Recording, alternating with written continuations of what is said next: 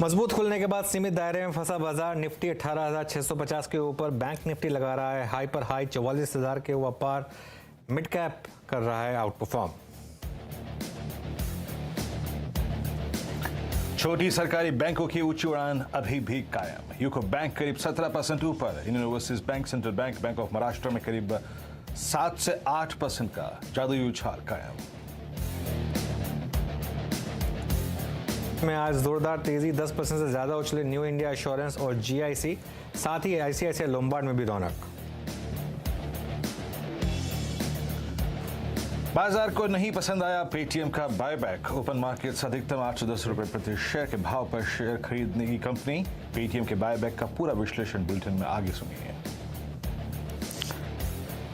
और महंगाई के मोर्चे पर अच्छी खबर। डब्ल्यूपीआई महंगाई 21 महीने के निचले स्तरों पर, पिछले महीने 8.39% के मुकाबले घटकर 6% के नीचे।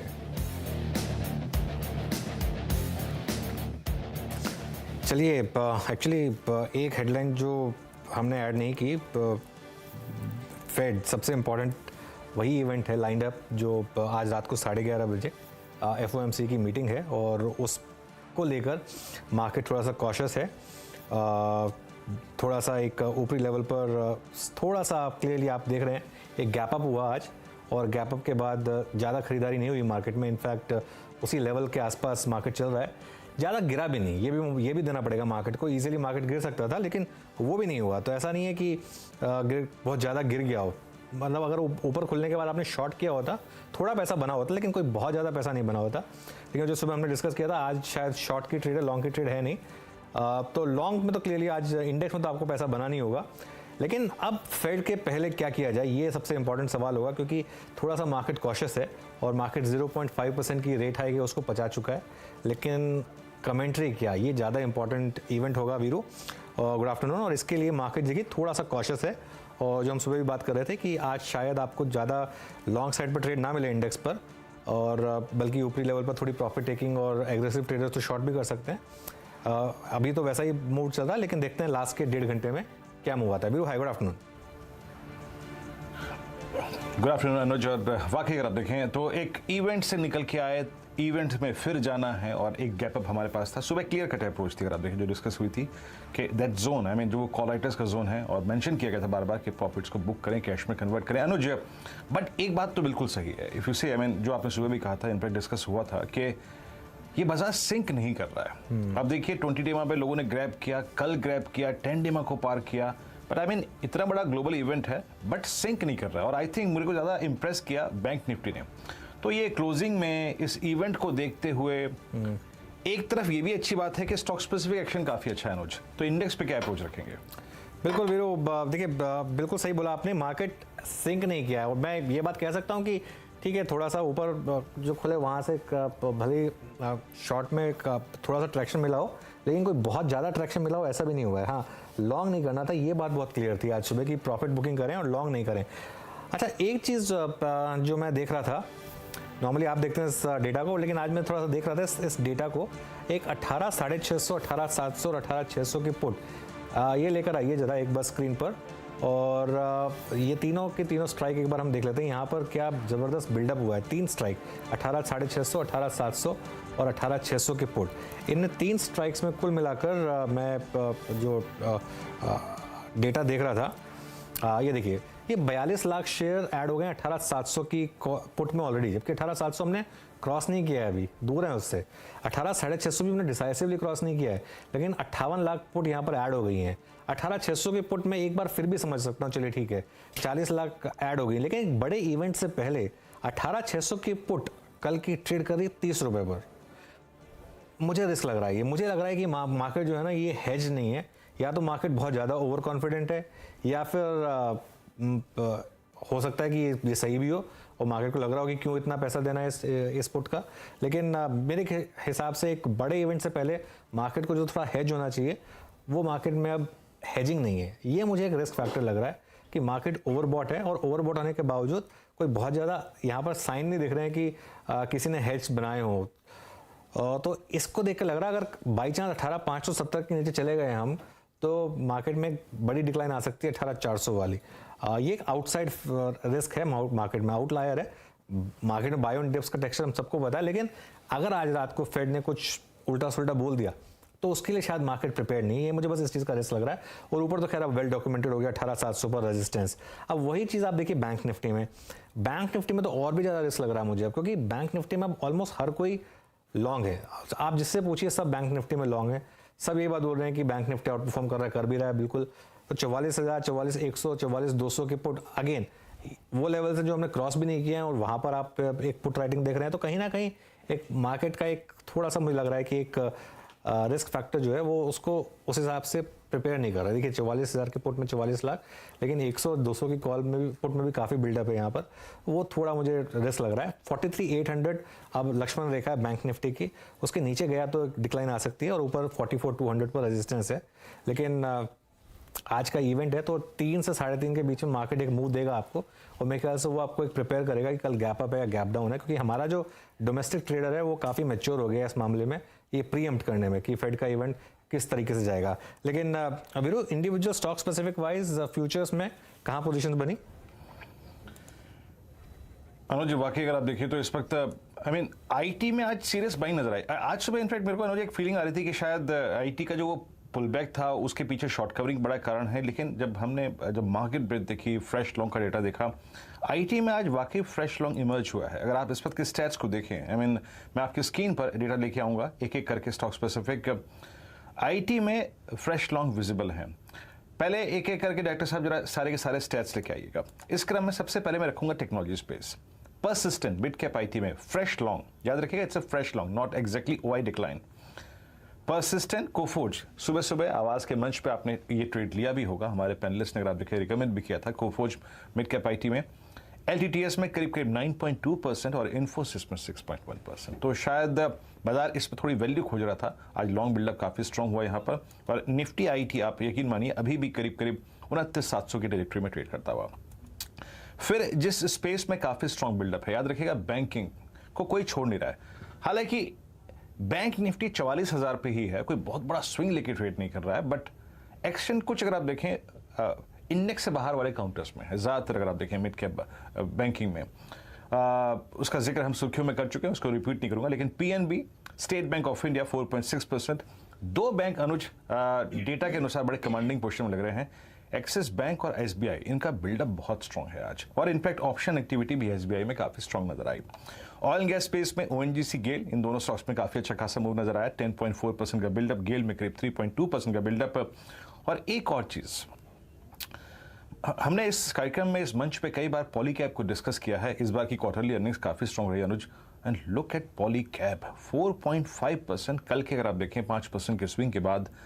और हेवल्स, सिमंस में तो खैर स्ट्रेंथ है ही, हेवल्स में पुल बैक नजर आया, आज लॉन्ग बिल्डअप है यहाँ पे। लेकिन अनुज पॉलीकैब, हमने इसे याद है मुझे, हमने अर्निंग्स के बाद डिस्कस भी किया था। क्या ड्रीम रन में है ये स्टॉक, गजब का मूव दिया, and all time high Polycab Anuj. बिल्कुल वीरो, और पता है पॉलीकैब की जब भी बात आती है तो मुझे वो एक दिन याद है, ये पॉलीकैब का आईपीओ आया था जब बेयर मार्केट चल रही थी इंडिया में, तो किसी ने इस पर ज़्यादा ध्यान नहीं दिया था, और उसके बाद ये काफ़ी टाइम तक 300-400 रुपये पर अवेलेबल था स्टॉक, और उसके बाद एक वन वे मूव स्टॉक में, और वहाँ से 10 बैगर, तो ज़बरदस्त मूव। चलिए काम करते हैं, अब आपको बता देते हैं कि हमारे साथ कमाई का अड्डा में जो पैनल जुड़ा है, फंडामेंटल राय देने के लिए हमारे साथ होंगे गौरांग शाह, टेक्निकल कॉल्स के लिए हमारे साथ जुड़ेंगे प्रकाश काबा, राजेश सातपुते, चंदन तापड़िया और समीत चौहान। लखनऊ से हमारे साथ मानस जायसवाल जुड़ेंगे। 2:20 पर कॉर्पोरेट स्कैन में आज हमारे साथ होंगे जीएसपीएल के एमडी बिमलेंद्र झा। 2:30 बजे नीरज बाजपेयी बताएंगे अमेरिकी फेडरल रिजर्व के सामने क्या है बड़ी चुनौती और क्या हम एक्सपेक्ट कर सकते हैं आज रात को 11:30 बजे वो डिसीजन जो आएगा। 2:40 पर होगा चार का चौका, समीत चौहान देंगे सस्ता ऑप्शन, राजेश सातपुते से लेंगे एफएनओ का सुपरस्टार, चार्ट का चमत्कार लेंगे मानस जायसवाल से, और गौरांग शाह देंगे मिड कैप फंडा। 2:45 बजे आशीष बताएंगे बाजार को क्यों पसंद नहीं आया पेटीएम का बायबैक, और 2:50 पर मार्केट बिग वॉइस में सिट्रस एडवाइजर्स के फाउंडर संजय सिन्हा से करेंगे खास चर्चा। 3 बजे यतिन बताएंगे डीलिंग रूम में किन शेयरों पर आज फोकस रहने वाला है। और एक बार जरा कुछ ट्रेंडिंग स्टॉक्स देख लेते हैं, उसके बाद अपने पैनल की तरफ जाएंगे। सबसे पहले तेजी वाले शेयर्स देख लेते हैं। क्लियरली मेटल स्टॉक्स में तेजी है आज, तो हिंडाल्को और जेएसडब्ल्यू स्टील, ये दो स्टॉक्स हैं इंडेक्स में जो क्लियरली इस समय आपको स्ट्रेंथ दिखा रहे हैं। उसके अलावा आरबीएल बैंक, देखिए हमने सुबह सुबह स्टॉक की चर्चा की थी कि यहाँ कुछ चेंज हुआ है। 160 पर था तब ये स्टॉक, हमने गाबा जी से फॉलोअप भी लिया था। अब 167, ज़बरदस्त 6% का मूव। और एलटीआई माइंट्री में आज एक ज़बरदस्त मूव आया, तो 3% यहाँ पर मूव। उसके अलावा अब मंदी के शेयर देख लेते हैं। Nestle, Hindustan Unilever, Colgate Palmolive और एचपीसीएल, ये वो कुछ स्टॉक्स हैं जहां पर आज अपने मंदी के शेयर्स देखे हैं। लेकिन अब अपने पैनल को लेकर आते हैं स्क्रीन पर और शुरुआत करते हैं आज की पहली ट्रेड्स की। सबसे पहले गाबा जी आपसे स्टार्ट करते हैं। पहले तो आरबीएल बैंक को रिविजिट करते हैं। ये आज हमने सुबह एकदम टाइमली रिविजिट किया था कि ये 160 पे था उस समय, और हमने सुबह सुबह इसके ऊपर चर्चा भी की थी। अब क्या यहाँ पर नेक्स्ट, और फ्रेश अपडेट यहाँ पर और आपकी fresh call. Well, good afternoon to you. ऐसा है कि मोमेंटम अब भी बरकरार है और मैं कहूंगा कि शॉर्ट टर्म टाइम फ्रेम में स्ट्रेच हुआ है, लेकिन ट्रेंड इंटैक्ट है, कॉम्प्रोमाइज नहीं हुआ। आरबीएल बैंक ट्रेड कर रहा है 167। नेक्स्ट टेक्निकल टारगेट मेरे ख्याल से 175 180 के हो सकते हैं। जब तक ये मोमेंटम है उस पर राइड कीजिए। प्रॉब्लम है कि स्टॉप कहां लगाए। मेरे ख्याल से स्टॉप होना चाहिए 164 का। जब भी वो ब्रीच हो जाए आज कल, उस पर निकल जाना चाहिए और फिर एक मूव मिलता है 2 रुपए का, 2 रुपया स्टॉप बढ़ा लीजिए। लेकिन मैं कहूंगा ट्रेंड इंटैक्ट अप है, हो सकता है 180 भी देखने को मिले, क्योंकि ऐसा बार बना हुआ है, जो पैटर्न बना हुआ है उसके हिसाब से लगता है कि 1 2 या 3 दिन और भी एक अप मूव मिल सकता है आरबीएल बैंक में। ये रहा आरबीएल बैंक स्टॉक जो मैंने चुना है इस वक्त, उसमें भी मोमेंटम है और वो है परसिस्टेंट। परसिस्टेंस में हमने देखा वीकली बैंक में बहुत अच्छा अप मूव मिला था, फिर एक वीक का गिरावट भी आई, उसके बाद एक फ्रेश अप मूव शुरू हुआ है परसिस्टेंट में। ट्रेड कर रहा है 4196। कहां तक जा सकता है परसिस्टेंट, ये एक दिक्कत प्रॉब्लम है। मुझे लगता है प्रॉब्लम तो नहीं है, मुझे लगता है टेक्निकल टारगेट्स परसिस्टेंट के 4300 के वहां तक जाना चाहिए। स्टॉप होगा 4140 का बस, और मेरे ख्याल से इस ट्रेंड को राइड करना चाहिए। ये अच्छा आपको मिलेगा, जहां से भी 100 रुपए की तेजी नजर आती है परसिस्टेंट में। ओके, 4300 तक जा सकता है परसिस्टेंट सिस्टम्स, यहाँ पर एक बाइंग की एडवाइस। अच्छा वीरू, आप अगला स्टॉक कॉल लें उससे पहले मैं जरा एक स्टॉक देख रहा था, एक बार स्टॉक लेकर आइए वोडाफोन आइडिया का। जरा इंट्राडे चार्ट इसका लेकर आइए वोडाफोन आइडिया का। ये इसलिए कह रहा हूँ मैं क्योंकि एकदम से यहाँ पर कुछ हुआ है, शार्प सर्ज यहाँ पर एकदम से, और करीब करीब 10%। इनफैक्ट ये सर्किट लगा दिया इसने, अब शायद टेम्प्रेरी फ्रीज है ये। जब शो की शुरुआत की थी हमने तो कुछ मूव नहीं था यहाँ पर, एकदम से ये जो है ये टेम्प्रेरी फ्रीज है इसकी फ्यूचर्स में याद रखिएगा कि कोई सर्किट नहीं होता है जो फ्यूचर्स वाले स्टॉक हैं, लेकिन अगर 10% स्टॉक हिट कर दे तो उसके बाद एक टेम्प्रेरी फ्रीज होता है, उसके बाद वो फिर ओपन होता है। तो इस समय यहाँ पर वो एक मूव इस समय वोडाफोन आइडिया में आता हुआ वीरू, जबरदस्त मूव यहाँ पर। जी हाँ, वोडाफोन आइडिया आपकी स्क्रीन पे आप देखिए टेम्परेरी फ्रीज पे। प्रकाश सर, एक बात और ऐड करना चाहूँगा कि आपकी, हालांकि आरबीएल की कॉल के बारे में अनुज ने टिप्पणी कर दी, आपकी एसआरएफ की कॉल भी सर आज बहुत अच्छी रही थी। एसआरएफ आपकी स्क्रीन पे 2390 पे प्रकाश सर ने सुबह आज ये कॉल दी थी, और आप समझ लीजिएगा कि अगर वो टाइमिंग उस कार्यक्रम की करीब करीब 9:30 की है तो आपने 2360 पे कॉल ली थी and it went up to लगभग 2404। अच्छा रेट था सर, और अच्छा रेट था। मानस, गुड आफ्टरनून कार्यक्रम में स्वागत है आपका कन्विक्शन कॉल इस वक्त का। Good afternoon Virendra ji, good afternoon अनुज जी। तो देखिए, सिटी यूनियन बैंक पे ध्यान देना चाहिए, क्योंकि 200 रुपए पे काफी बार स्टॉक ने पिछले करीब 3-4 हफ्ते में 200 रुपए पे काफी बार रेजिस्टेंस फेस किया, और आज फाइनली 200 रुपए के लेवल्स ब्रेक हुए हैं, वहां पर काफी अच्छे वॉल्यूम देखने को मिले हैं। तो सिटी यूनियन बैंक में करंट लेवल्स पे खरीदारी करेंगे, 197 का स्टॉप लॉस रखेंगे और 212 रुपए के टारगेट सेट करेंगे। 205 रुपए का कॉल ऑप्शन भी ले सकते हैं, 5 रुपए 50 पैसे के आसपास ट्रेड हो रहा है। 3 रुपए का वहां पर स्टॉप लॉस रखिए, 11 रुपए के टारगेट सेट करिए। Okay, city union bank finally 200 cross करता हुआ। 6 महीने का चार्ट लेकर आइए जरा सिटी यूनियन बैंक का। ज़बरदस्त मूव इस स्टॉक में देखने को मिला। इनफैक्ट ये एक वो बैंक है जहाँ पर कोई आइडेंटिफाइबल प्रमोटर नहीं है, 0% प्रमोटर होल्डिंग है यहाँ पर। और ये देखिए 6 महीने का चार्ट, करीब करीब 51% मूव। ऑलमोस्ट सेम चार्ट देखेंगे आप फेडरल बैंक का। ये दोनों स्टॉक्स ने ऑलमोस्ट आपको सेम मूव दिखाया। इनफैक्ट उसमें मैं तीसरा स्टॉक और ऐड करूँगा, करूर वैश्य बैंक। ये देखिए तीनों के तीनों स्टॉक का 6 महीने का चार्ट देखिए आप। 50% सिटी यूनियन बैंक, 52% भागा फेडरल, और करूर में तो जैसे क्या कहेंगे इस मूव को, तो 112 इस समय करूर का मूव, 141% का मूव करूर एफएनओ में नहीं है इसके लिए, लेकिन ज़बरदस्त मूव इस समय स्टॉक में आ रहा है। और एक बार वो 78 के पास आके थोड़ी करेक्शन आई थी, लेकिन उसके बाद एक वन साइडेड मूव इस स्टॉक में। चलिए राजेश जी से भी उनकी कॉल ले लेते हैं। राजेश जी बताइए, गुड आफ्टरनून। हाँ जी, गुड आफ्टरनून अनुज जी। देखिए कॉल रहेगा एमसीएक्स पे। एमसीएक्स पे कल एक फ्रेश ब्रेकआउट हुआ, आज यहाँ पे फॉलो थ्रू मिल रहा है। जो पैटर्न दिखता है दैट्स अ राइजिंग चैनल जिसका ब्रेकआउट कल मिला था, लॉन्ग बिल्डअप था। तो यहाँ पे मुझे लगता है जिस तरह से ये खुद को संभाल रहा है सुबह से, यहाँ पे एक शॉर्ट स्क्वीज होगा जिसका टारगेट बनेगा करीबन करीबन 1750 का। 1670 पे है, स्टॉप लॉस रहेगा 1750 का, यानी 20 रुपए का स्टॉप लॉस आप मेंटेन करें। अनुज जी, यहाँ पे और एक हो सकता है कि यहाँ पे अगर आपको थोड़ी, क्योंकि मार्केट हाई पे है, हम हाई पे काम कर रहे हैं, तो अगर आपको थोड़ा वोलाटिलिटी को प्ले करना है तो आप 1700 का कॉल ऑप्शन 30 रुपए पे है, इसका स्टॉप लॉस रखे 22 का और टारगेट सेट करें 50 प्लस का। ओके, एमसीएक्स आपकी कॉल हो गई और ये कल मानस जी की कॉल थी, बड़ी खूबसूरत कॉल थी सुबह सुबह। तो ये ट्रेड सारे के सारे अगर आप देखें आपको हमारे साथ ग्रिप किए होंगे। मीनवाइल बैंकिंग को, बैंक निफ्टी को 44,000 की ट्रेजेक्ट्री के ऊपर वेल अबव 44,000 जिन स्टॉक्स ने अगर आप देखें प्लेस्ड करने में अहम भूमिका निभाई।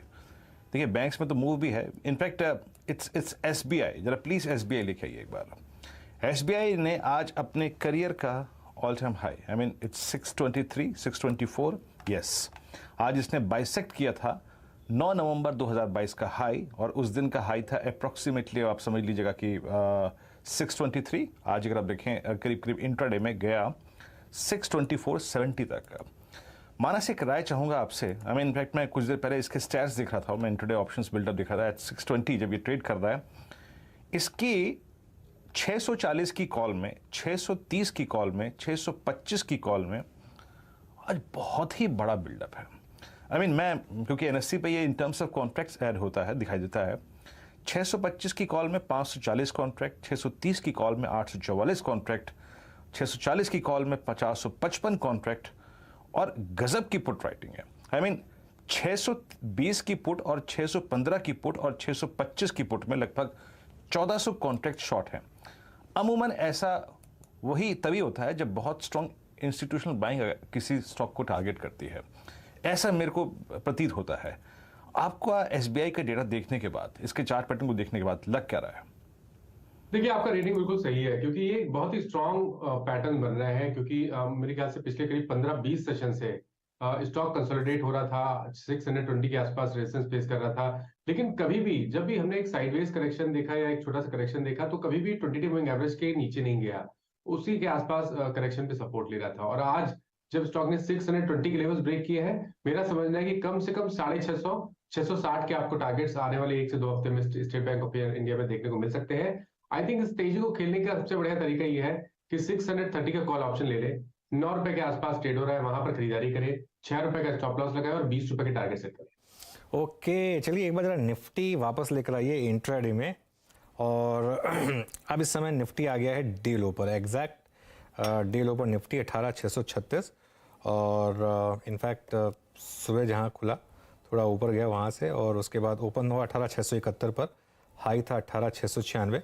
तो हमने जो सुबह एक अप्रोच रखी थी वो थी कि 18,670 से 18,700 ये एक जोन है 30 पॉइंट का, जिसमें आप अगर या तो प्रॉफिट तो डेफिनेटली बुक करें, और एक अग्रेसिव ट्रेडर है, इंट्राडे अग्रेसिव ट्रेडर है, तो एक शॉर्ट कॉल लें उसमें और उस अप्रोच पर काम करें और स्टॉप लॉस लगाएं 18,750 का, क्योंकि वो रिस्क रिवॉर्ड आपके फेवर में था। अगर आपने वो कॉल ली है, वो मतलब वो स्ट्रैटेजी पे काम किया, तो उसमें एक अच्छा खासा आपको मुनाफा मिल रहा होगा।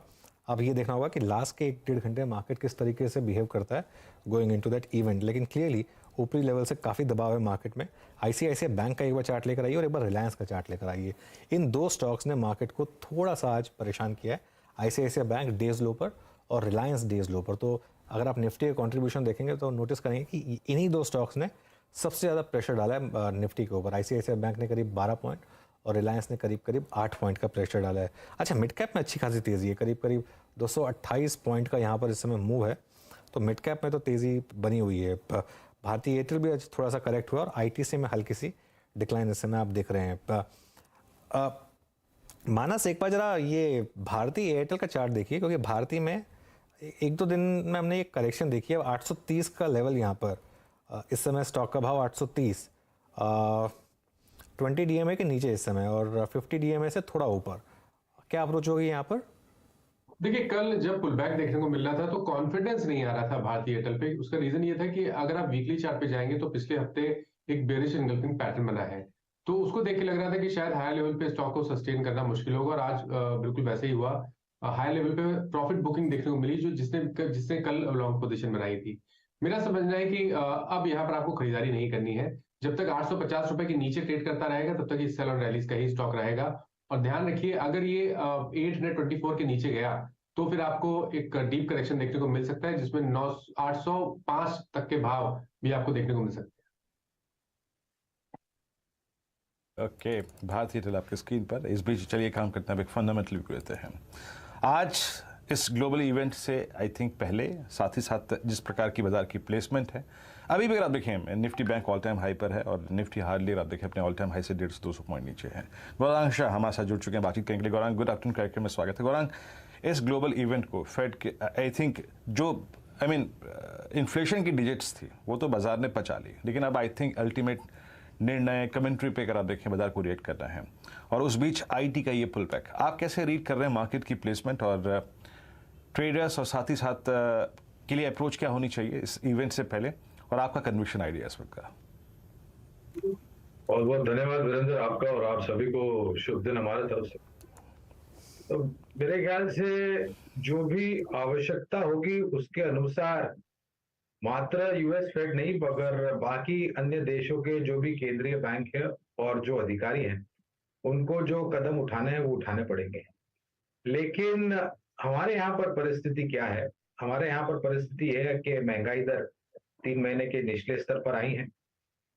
जो हाल ही में सीपीआई और डब्ल्यूपीआई का आंकड़ा आया वो भी सराहनाजनक है, लेकिन जरूरी है देखना कि क्या ये आंकड़े लंबी अवधि के लिए नीचे की तरफ आते हैं, तब जाकर के मेरे ख्याल से जो विश्वास और जो कॉन्फिडेंस है वो और मजबूत होगा।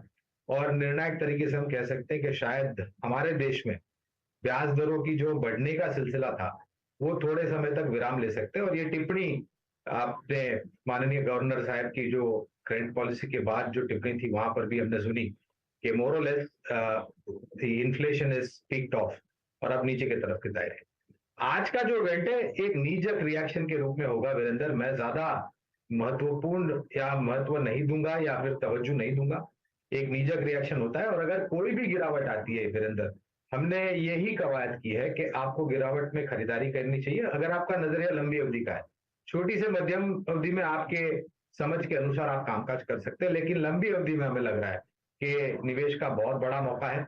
आईटी का जो आपने जिक्र किया, वहां पर एज अ ब्रोकरेज हाउस हम आज के तारीख में भी Infosys, TCS, HCL tech, Tech Mahindra, LTI, Mindtree, L&T technologies, Coforge, KPIT tech, Tata Elxsi जैसी कंपनियों पर खरीदारी की राय दे रहे हैं। और हमें लग रहा है कि इस वित्तीय वर्ष के बीत जाने के बाद अगले वित्तीय वर्ष में आईटी क्षेत्र योगदान देना शुरू कर देगा। आंकड़े थोड़े थोड़े करके धीमे धीमे करके बेहतर आने की उम्मीद है। और जो हमें फंडामेंटल कॉल अगर आप हमें पूछे तो धातु क्षेत्र में भी आज खरीदारी देख रहे हैं, वहां पर हिंडाल्को हमें काफी अच्छा लगता है। ओके, हिंडाल्को इसमें खरीदारी करिए, ये एक फ्रेश राय यहाँ पर। सिंस मेटल्स की बात हुई है, कुछ देर में हम जेएसपीएल की मैनेजमेंट से भी बात करेंगे, लेकिन एक बार जरा मार्केट पर नज़र रख लेते हैं। वोडाफोन आइडिया वाला वो जो मूव था वो 10% की फ्रीज खुली और अब ये 13.5% ऊपर हो गया। अब जो अगली फ्रीज है वो 15% पर आती है नॉर्मली। लेकिन गौरांग, गुड आफ्टरनून, ये कोई आइडिया है कि वोडाफोन आइडिया में क्या हुआ एकदम से, और ये एकदम से इतना जोश कहाँ से आया स्टॉक में? अनुज, वोडाफोन आइडिया के लिए आइडिया ना हो वही अच्छा होता है। बुनियादी मैं बात कर रहा हूँ, टेक्निकली मैं सक्षम नहीं हूँ कोई भी टिप्पणी करने के लिए। लेकिन आज एक न्यूनतम स्तर बना था, सबसे निचला स्तर मेरे ख्याल से 92 हफ्ते का निचला स्तर ₹7.75 देखा था मैंने कुछ समय पहले स्टॉक में। और मैं भी देख रहा था इस काउंटर को, क्योंकि वॉल्यूम्स भी अगर आप देखें तो काफी शानदार तरीके से वॉल्यूम ऊपर जा रहे थे और फिर लगातार ऊपर की तरफ के दायरे हम देख रहे हैं। अगर आप मुझे ट्रेडिंग के लिए पूछे तो जोखिम झेलने की क्षमता के हिसाब से कुछ कर सकते हैं, लेकिन बुनियादी तर्क के आधार पर वोडाफोन को एज अ डिस्क्लोजर अनुज हमारी बिकवाली की राय। आपकी बिकवाली की राय है वोडाफोन पे, वोडाफोन से बचते नजर आए गौरांग शाह जी। चलिए अभी काम करते हैं, कुछ और ट्रेड्स व्यू को ले लेते हैं यहाँ पर। और मैं निफ्टी का देखिए फिर हमला है अगेन, 18652, बैंक निफ्टी का देखिए 44,081। इस वक्त क्या क्या चल रहा है, स्क्रीन पर स्विंग क्या क्या दे रहा है? भारत फॉर्ज आपकी स्क्रीन पे 908.90 पे अब अपने करियर के हाईएस्ट लेवल पे चला गया है और SRF का स्विंग थोड़ा सा और अच्छा होता हुआ मेरी स्क्रीन पे एक PVR भी इमर्ज हो रहा है जो कि आई थिंक डे हाई पर आ रहा है। इट्स 1886, बट क्या क्लियर चार्ट है? No, exactly not exactly. Sync क्या हो रहा है? मेरे स्क्रीन पे कुछ पुट ऑप्शंस जो कि डे हाई पर ट्रेड कर रही हैं, उसमें एक आई थिंक मारुति शामिल है। इट्स 8629, यस, ये भी डेलो पर है, डेलो के आसपास ही ट्रेड कर रहा है, कोई बहुत अगर आप देखें स्ट्रॉन्ग मूव नहीं है यहाँ पे। और अगर आप देखें तो एक दो जरा OI गेनर्स को ले आइए जहाँ पे अच्छा मूव है। एक बार आप एस्ट्रल को लेके आइए, एस्ट्रल की प्लेसमेंट अब शायद मैं बात कर सकता हूँ। एक बार अजय शतपथी जी एस्ट्रल को देखिएगा, 9 सितंबर के बाद से लेके आई थिंक जो चैनल थी वो बाइसेक्ट हो गई थी 12 दिसंबर को, आज 14 दिसंबर है, अभी भी आई थिंक उस ब्रेकआउट का स्विंग मिलना बाकी है जैसा पॉली कैप में हुआ। कुछ वैसा आप एक्सपेक्ट कर रहे हैं क्या एस्ट्रल में भी? एट 2142 कोई कॉल ऑप्शन अगर आपने रीड किया हो या फिर फ्यूचर्स पे आपकी टिप्पणी? सही कहा, एस्ट्रल में ब्रेकआउट मिला है लेकिन उसके बाद फॉलो थ्रू मिलना बाकी है। यहाँ पे देखिए, मेरे हिसाब से अगर आप डेली चार्ट देखें तो 2120 का यहाँ पे सपोर्ट बन रहा है, जो स्विंग हिसाब से अगर आप देखें तो अकॉर्डिंग टू स्विंग ट्रेड 2120 के ऊपर यहाँ पे बायस पॉजिटिव होगा।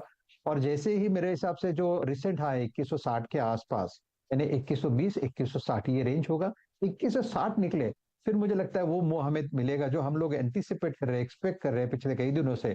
इसका टारगेट जो है मेरे हिसाब से वो 2250 का बनेगा इमीडिएट बेसिस पे। तो बायस जो है वो पॉजिटिव रखे, 2120 के सपोर्ट के हिसाब से अगर आप देखें तो आपका स्टॉप लॉस होना चाहिए 2100 का। ओके, ठीक है। तो ये इस समय एस्ट्रल ज़बरदस्त इस समय मूव एस्ट्रल में आता हुआ। एक आध स्टॉक्स और लेकर आते हैं। एक बार इजी ट्रिप लेकर आइए, थोड़ा सा इसमें एक हायर लेवल पर थोड़ा सा डिक्लाइन आ रहा है इस स्टॉक में। और एक बार जरा मूव लेकर आइए इंट्राडे में सुज़लॉन, काफ़ी इंटरेस्टिंग, ये इनफैक्ट डबल डिजिट में आ गया अभी ये स्टॉक। ये एक इजी ट्रिप जो गिरा, ये सुज़लॉन का लास्ट के 5-6 मिनट का चार्ट देखिए, एकदम से इसमें कुछ ट्रैक्शन आता हुआ 10:30। अच्छा, जो सुज़लॉन का पार्टली पेड अप है, जो राइट्स एंटाइटलमेंट है वो ज़बरदस्त भागा, वो भी यहाँ पर राइट्स इशू आया था गुरान 5 रुपये पर इसका सुज़लॉन का शायद, और अब करीब करीब 10 रुपये 60 पैसे, काफ़ी ज़बरदस्त मूव आया है सुज़लॉन में पिछले एक महीने में। ये यहाँ पर आपको कुछ लग रहा है कि कुछ कॉर्पोरेट डेवलपमेंट की मार्केट एक्सपेक्टेशन कर रहा है या अवॉइड करेंगे स्टॉक को, मतलब इस लेवल पर?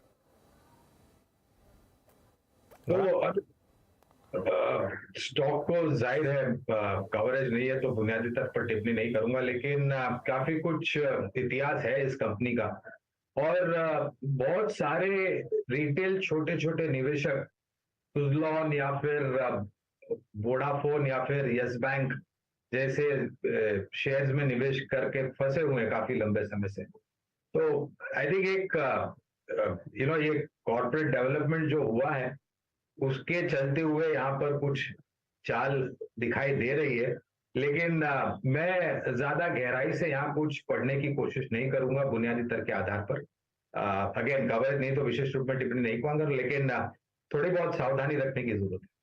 अच्छा, एक जरा लेकर आइए, एक बार जरा मैं टॉप ट्रेडेड स्टॉक्स के लिस्ट देख रहा था काफ़ी टाइम बाद, इसमें बेंचमार्क PSU बैंक निफ्टी का वो जो ETF है, वैसे अब इसका नाम चेंज हो गया है, हमारे सिस्टम में शायद अभी भी बेंचमार्क के नाम से दिखाएगा ये, लेकिन अब ये निपॉन के पास चला गया है, जो PSU बैंक 20 है वो। इसका वॉल्यूम देखिए आज का, ये ETF का वॉल्यूम है, ETF का वॉल्यूम मतलब एक 1.3 करोड़ शेयर्स का इसका वॉल्यूम। उसका जरा 6 महीने का चार्ट लेकर आइए। वीरो सुबह इस पर बात हो रही थी अनु जैन से भी, तो ये मतलब इसमें जिस तरीके का मूव आया पिछले 6 महीने में, और इसके ऊपर आशीष चतुर्वेदी जी ने भी काफ़ी मेरे ख्याल से 1 महीने पहले इस पर एक कॉल दी थी, वहाँ से ज़बरदस्त मूव, मेरे ख्याल से उस लेवल से करीब 25% का मूव आया, और अब देखिए ये 6 महीने का मूव 90%। ये ETF का मूव है, मतलब किसी इंडिविजुअल स्टॉक का मूव नहीं है। तो सोचिए अगर आप एक सेक्टोरल कॉल भी सही ले लें, एक बार सेक्टोरल कॉल भी सही ले लें, तो उसके बाद आप अच्छा खासा पैसा बना सकते हैं यहाँ पर। जी हाँ, अनुज आप यकीन मानिए आज की तारीख में कोई दोस्त भी मिल जाए ना, आपको पुराना दोस्त, तो उससे चर्चा के विषय में कहीं ना कोई पीएसयू बैंक निकल के आता है। बिल्कुल। मेरा एक दो मित्र हैं, उनके पास भी बीते जमाने के 1-2 स्टॉक्स फंसे हुए थे, वो भी बड़े खुश नजर आते हैं। यूको बैंक फॉर इंस्टेंस, किसी का 14-15 रुपए पे फंसा हुआ था, आज वो ऐसा खुश है कि पूछिए मत। 32-33 पे यूको बैंक है मेरे ख्याल से आज। तो वाकई अगर आप देखें इस ETF का, और आई थिंक आशीष चतुर्मोता ने इसको बहुत अच्छी तरीके से CNBC आवाज पर खिलवाया भी है। तो ये रहा बैंक्स आपके स्क्रीन पर, और बैंक निफ्टी 44,076 पे। अभी आइडिया का जिक्र अनुज कर रहे थे 885 पर, और क्या क्या देखिए RBL पे हम डिस्कशन में शामिल कर चुके हैं, टाटा कम्युनिकेशन शामिल कर ही चुके हैं। बहुत स्विंग बाजार में नहीं है इस वक्त, याद रखिएगा। अब बाजार शायद कुछ हद तक अपने आप को प्लेस कर रहा है इस इवेंट के लिए। बहुत अगर आप देखें बेट्स नहीं ली जा रही हैं, थोड़ा सा हम भी थिन ही रहेंगे, लेकिन फिर भी स्टॉक स्पेसिफिक जो स्विंग है उसको मेंशन करते रहेंगे। पिडिलाइट लेके आइए आपकी स्क्रीन पे 2629, और इस बार बड़ा इंटरेस्टिंग था अनुज, क्रूड 75 तक गया, but not a single day इस पूरे स्विंग में न पिडिलाइट चला न एशियन पेंट्स चला। और आज पिडिलाइट एक आई थिंक रेंज ब्रीच करने की तैयारी में है। याद होगा आपको जब इसकी अर्निंग्स काफ़ी ख़राब थी, हालांकि उस दिन कॉल दी गई थी कि नहीं इसको बाय करना है, बट आज ये स्टॉक अपने 100 डे एक्सपोनेंशियल मूविंग एवरेज को वॉलेट तो नहीं किया, बट उस पर ट्रेड कर रहा है। मानस, आपकी राय? एक तो ये दो प्रोस्पेक्टिव देखिए, आज तो क्रूड फिर भी तेज है, तब जाके अगर आप देखेंगे गिर रहा है, लेकिन जब क्रूड रिट्रेस हो रहा था तब भी बाजार ने इस बार इंटरेस्ट नहीं दिखाया। पिडिलाइट के स्ट्रक्चर पर आपका व्यू क्या है इस वक्त? देखिए ये एक क्लियर कट रिवर्सल के साइन दिखा रहा है, क्योंकि जब मेरे ख्याल से पिछले मंथ स्टॉक ने 25-50 तक के करेक्शन दिखाया, उसके बाद जब पुल बैक देखने को मिला तो वो पिछले हाइज के आसपास भी नहीं गया, 50% ही करेक्ट हो पाया, और फिर से वहां से गिरावट देखने को मिल रही है। 100 डे मूविंग एवरेज को ब्रेक करने को तैयार है। मेरा समझना है कि अब शायद ये अपने 200 डे मूविंग एवरेज जो कि 2520 है उसकी तरफ जाने की कोशिश करेगा। तो इस गिरावट पे खरीदारी नहीं करनी है। अगर 2520 के आसपास सपोर्ट लेगा तभी वहां पर खरीदारी करेंगे, अदरवाइज अब ये उछाल पे बिकवाली करने जैसा स्टॉक है। ब्रेकआउट पे खरीदारी करनी होगी तो केवल 2760 पे करेंगे। चलिए ठीक है, अब एक काम करते हैं, एक कॉर्पोरेट से बात करते हैं। दिवालिया प्रक्रिया से गुजर रही मोनेट पावर को JSPL Jindal steel and power ने 410 करोड़ रुपए में खरीद लिया है। मोनेट पावर का 1050 मेगावाट का पावर प्लांट ओडिशा के अंगुल में मौजूद है। इस सौदे पर ज़्यादा डिटेल के लिए हमारे साथ हैं JSPL के MD बिमलेंद्र झा।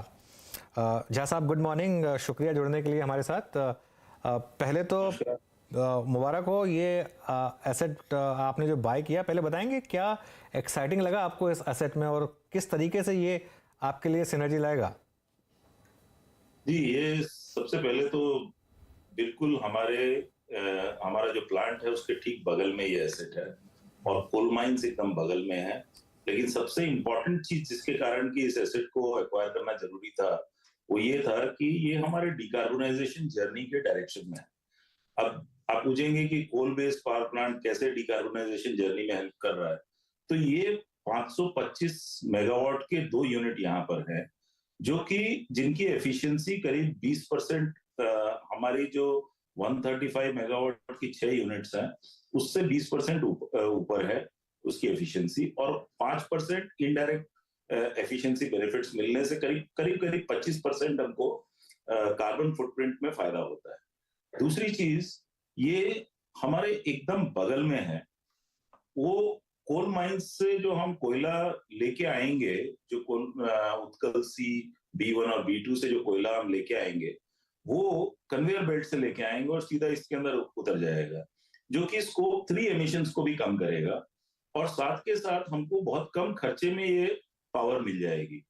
अगर खर्चे का मैं आपको अंदाजा दूं तो करीब 6 रुपए से ऊपर का हम पावर खरीदते हैं जो अपने यहाँ नहीं बना पाते हैं, और वो 6 रुपए से ऊपर का कोयला हमको 2 रुपए से भी कम में, बल्कि 1.5 रुपए के आसपास में ही मिल जाएगा। तो इसके अंदर ये जो भी पैसा हम खर्चा करेंगे वो सारा का सारा पैसा जो है साल भर के अंदर रिकवर हो जाता है। तो ये है इसका लॉजिक। और उसके अलावा इसके पास में इस मोनेट पावर वाले कंपनी के अंदर जमीन काफी है, हमारे फ्यूचर एक्सपेंशन के लिए भी ये मदद करेगा, चाहे वो हम अपने प्लांट की एक्सपेंशन करें, चाहे रिन्यूएबल पावर की एक्सपेंशन करें, जो भी हम करेंगे वो जो है वो उतना बड़ा लैंड कंटिन्यूअस टेरिटरी में मिलना बहुत मुश्किल होता है, जो कि इस वाले के अंदर इसी 410 करोड़ में सारी चीजें मिली। आप कह रहे हैं कि एक साल में पूरा आपका कॉस्ट रिकवर हो जाएगी, जो एक साल में आप कॉस्ट सेविंग करेंगे, ये जो 20% का एफिशिएंसी है उसकी वजह से? ये 410 तो पूरे रिकवर वैसे ही कुछ एक महीने में हो जाएगा। अच्छा। लेकिन उसके अलावा हम जो है करीब हमको 1,500 से 2,000 करोड़ रुपए का खर्चा लगेगा अगले 2 साल के अंदर इन दोनों पावर प्लांट को खड़ा करने के लिए, जिसमें कि एक पावर प्लांट बहुत जल्दी खड़ा हो जाएगा। Okay okay. और वो जल्दी इसलिए हो जाएगा क्योंकि उसमें 75% काम हो रखा है, करीब वहीं पर लगा हुआ है, तो उसका पैसा जल्दी से रिकवर हो जाएगा। ओके जैसा इनफैक्ट आपके इस बाइंग के पीछे का आप देखें जो आपने लॉजिक बहुत स्ट्रांग प्रेजेंट किया, आपके कार्बन फुटप्रिंट्स काफ़ी स्ट्रांग होंगे, आपको कॉस्ट बेनिफिट काफ़ी अच्छा है। सर एक और चीज़ है, आई मीन अभी फर्दर बाइंग के लिए कुछ और एसेट्स आपने आइडेंटिफाई किए हैं क्या इस दौर में? उस लिहाज से आपकी राय, उसके लिए लिक्विडिटी कहाँ से आएगी, इनफ कैश बुक में है या नहीं? और दूसरी बात ये कि गवर्नमेंट ने भी अगर आप देखें बहुत सारे एसेट्स को लेकर, आई मीन सेल को लेकर जो कंसल्टेशन है वो इंडस्ट्री के साथ जारी रखा है। अभी आपको और ल्यूक्रेटिव एसेट्स कौन कौन से दिखाई दे रहे हैं जिसको लेकर बातचीत जारी है सर? देखिए, दो एसेट तो बाजार में सभी को पता है कि जो बड़े एसेट्स गवर्नमेंट डाइवेस्टमेंट के अंतर्गत RINL का एसेट है, NMDC का एसेट है। ये एसेट्स तो हम लोगों से लगातार बातचीत जारी है और हम लोग उसमें अपना इंटरेस्ट भी शो कर रहे हैं। जो प्री कंसल्टेशन हुआ उसमें भी हम लोगों ने बातचीत की। तो ये अच्छे एसेट्स हैं। खासतौर पर RINL को अगर देखें तो पोर्ट बेस्ड एसेट है, इसके अंदर जो है जमीन भी काफी है फ्यूचर एक्सपेंशन के लिए, इसके प्लांट की फैसिलिटीज भी अच्छी हैं, तो हम लोग तो इसमें भी इंटरेस्टेड हैं। और दूसरा जो है प्लांट हमारे छत्तीसगढ़ में पास में ही है, खासतौर पे वो NMDC की कोल माइंस से एकदम सटकर है, तो उसके अंदर भी अपनी ही कॉस्ट रिडक्शन अपॉर्चुनिटीज काफी अच्छी हैं। नया प्लांट लगाया हुआ है, हॉट स्ट्रिप मिल है उसमें, तो ये सब चीजें जो है देखते हुए इनके अंदर तो डेफिनेटली हमारा इंटरेस्ट काफी हाई है। तो एक बात और बताइए मुझे, तो 410 करोड़ तो अभी आपको देने हैं, चलिए ठीक है, उसकी सेविंग्स होगी, वो बात की बात है, प्लस 1500 से 2000 करोड़ रुपए आप और कैपेक्स करने वाले हैं। ये पैसा फिर क्या आप डेट रेस करेंगे या कैसे होगा? क्योंकि ऑलरेडी 7000 करोड़ का डेट है शायद आपके पास, तो ये डेट फाइनेंसिंग होगी या कुछ और होगा?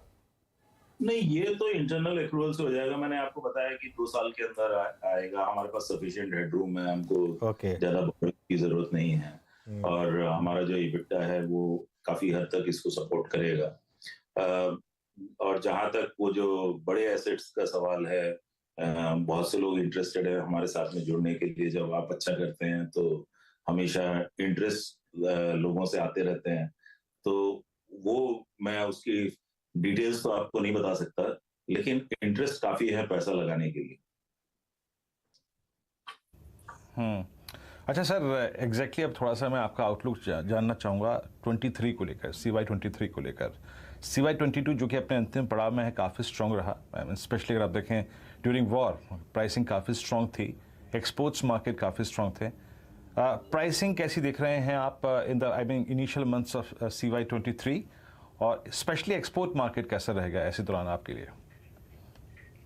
देखिए, खासतौर पर एक्सपोर्ट मार्केट को अगर देखें तो उसको तो बहुत हद तक चाइना की पॉलिसीज जो है उसको गवर्न करती हैं, और आपने देखा है कि जैसे ही कोविड रिस्ट्रिक्शंस हटे तो इंटरनेशनल प्राइसेस में उछाल आया।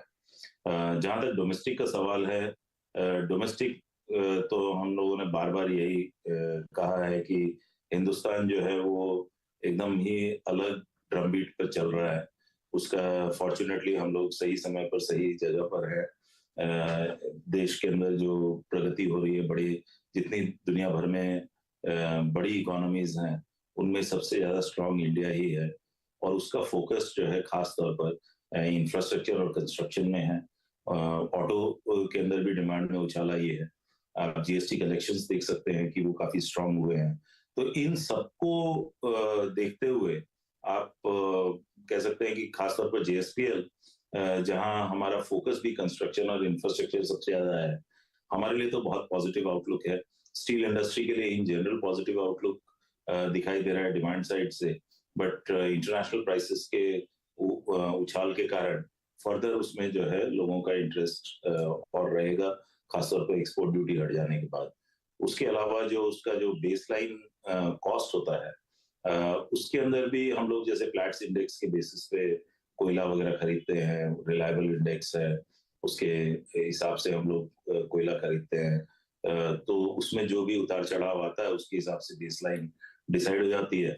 और आयरन ओर हिंदुस्तान में काफी मौजूद है। उसके अंदर हम लोग तो उड़ीसा में हैं, उड़ीसा के पास में आयरन ओर काफी है, तो हम लोगों को तो स्टेबिलिटी भी दिखाई देती है, एक रॉक बॉटम आउट प्राइस हो जाने का भी दिखाई दे रहा है, और आगे आने वाला समय उस लिहाज से काफी पॉजिटिव हमको दिखाई दे रहा है। चलिए झा साहब, शुक्रिया आपका ये सब जानकारी देने के लिए हमारे लिए, और ऑल द बेस्ट इस एसेट के लिए। तो एक क्लियर कट अप्रोच यहाँ पर, काफ़ी कॉस्ट सेविंग, उनके प्लांट के बिल्कुल बगल में ये प्लांट है, 410 करोड़ रुपए खर्च कर रहे हैं, मान रहे हैं कि पहले साल में वो पूरा का पूरा पैसा वापस आ जाएगा, उसके अलावा 1000 से 1500 करोड़ कैपेक्स होगा, लेकिन ज़बरदस्त सिनर्जी इनको यहाँ से इस डील में दिखती है, और मार्केट ने उसको थम्स अप भी दिया है डील को, करीब 1.5% ऊपर। समित चौहान भी जुड़ गए हमारे साथ, एक उनसे टेक्निकल चेक ले लेते हैं। समित, गुड आफ्टरनून। JSPL पर अगर एक टेक्निकल चेक दे सकें आप तो। Jindal steel and power. हाँ, ओके।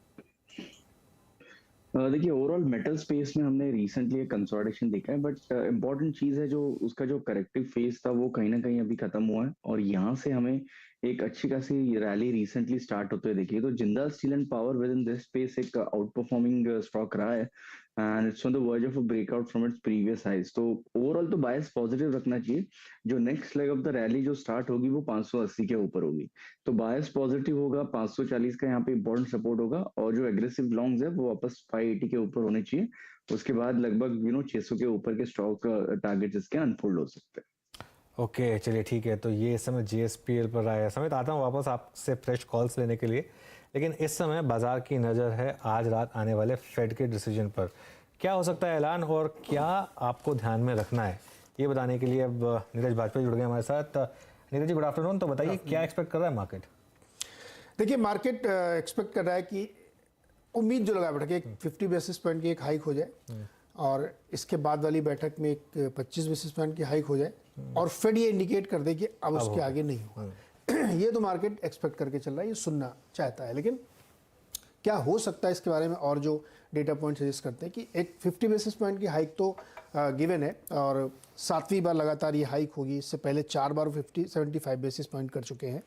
लेकिन ये सारी बातें मार्केट को बहुत हद तक मालूम है कि कुछ हल्की नरमी करेंगे, ईज आउट करेंगे, लेकिन सुनना क्या है उनको, जो क्रिटिकल है, जो मार्केट को बहुत ऐसा लगता है कि बहुत ज़रूरी है, वो ये है कि चूंकि ये इस साल की आखिरी फुल फ्लेज मीटिंग है, तो इसमें आगे के लिए रोड मैप रखा जाएगा, इकोनॉमिक आउटलुक रखा जाएगा, जिसमें अनएम्प्लॉयमेंट कितना होगा, क्योंकि हमारा भी जो US का एम्प्लॉयमेंट है वो अभी भी काफ़ी ऊपर है, उसको नीचे लाना है इनको, 3.5% तक ये कम से कम लाना चाहते हैं।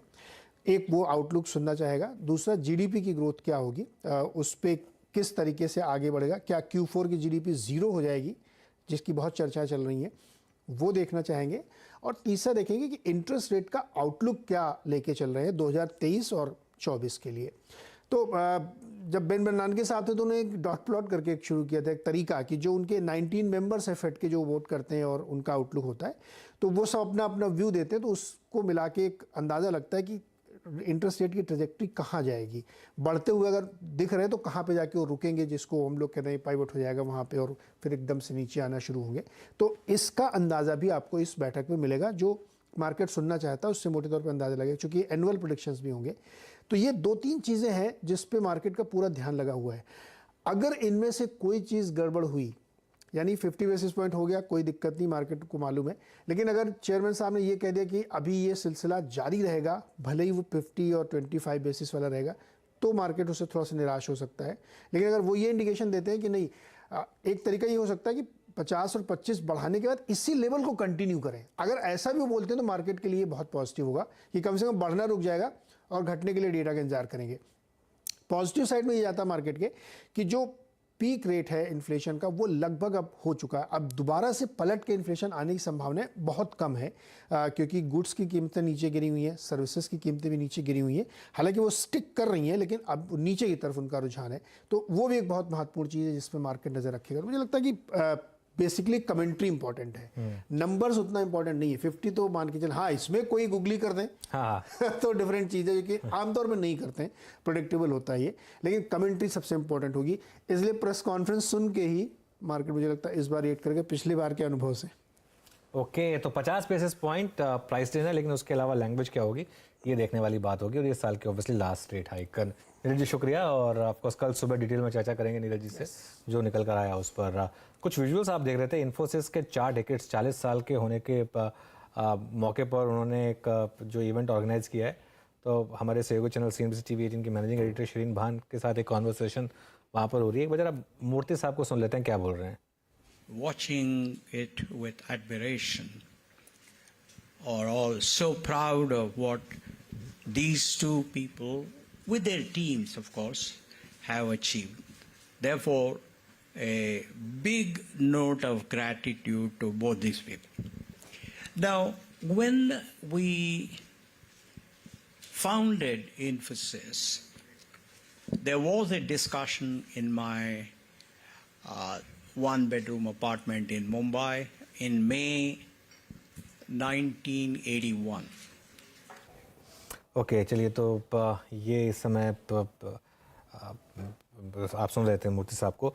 चलिए अब एक काम करते हैं, एक 2:43 हो गए, तो 4 का चौका ले लिया जाए फिर। तो 4 का चौका की शुरुआत कर देते हैं फिर, और सबसे पहले सस्ता ऑप्शन लेते हैं समित चौहान की तरफ से। समित जी गुड आफ्टरनून, बताइए क्या चूज करेंगे आप। Good afternoon. देखिए यहाँ पे यूपीएल हमें अच्छा लग रहा है। 3-4 दिनों का एक प्राइस करेक्शन ये स्टॉक ने कंप्लीट किया, और जो इम्पोर्टेंट सपोर्ट है 760 के आसपास, वहीं से इस स्टॉक ने रिकवरी दी है। तो यहाँ पे हमें लगता है कि इसमें एक 790 का call option, slightly out of the money call option buy किया सकता है, क्योंकि जो एट द मनी 780 स्ट्राइक है उसमें ऑलरेडी शॉर्ट कवरिंग होना स्टार्ट हुआ है। टेक्निकली इसने एक इंपॉर्टेंट सपोर्ट से रिकवरी दी है, और इंट्राडे चार्ट स्पेस में ब्रेकआउट कंफर्म किया है। तो इसलिए हम 790 का कॉल ऑप्शन, जो अभी 12.8 के आसपास ट्रेड हो रहा है, वो हम बाय करने की सलाह देंगे। 6.80 का इसमें स्टॉप लॉस रखना है, और 23 रुपए का इसमें 1-2 दिनों के लिए इसके लिए टारगेट रहेगा। ओके तो सस्ता ऑप्शन में यूपीएल की 790 की कॉल आपको बाय करनी है। एफएनओ सुपरस्टार के लिए चलते हैं सतपुत्र जी के पास। सतपुत्र जी बताइए।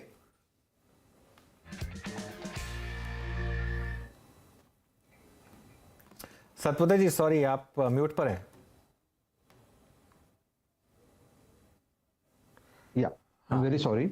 नहीं अनुज जी देखिए, HDFC ट्विंस पे मेरी नजर है, HDFC एंड HDFC बैंक, लेकिन ब्रेकआउट मिला है वो है HDFC बैंक में।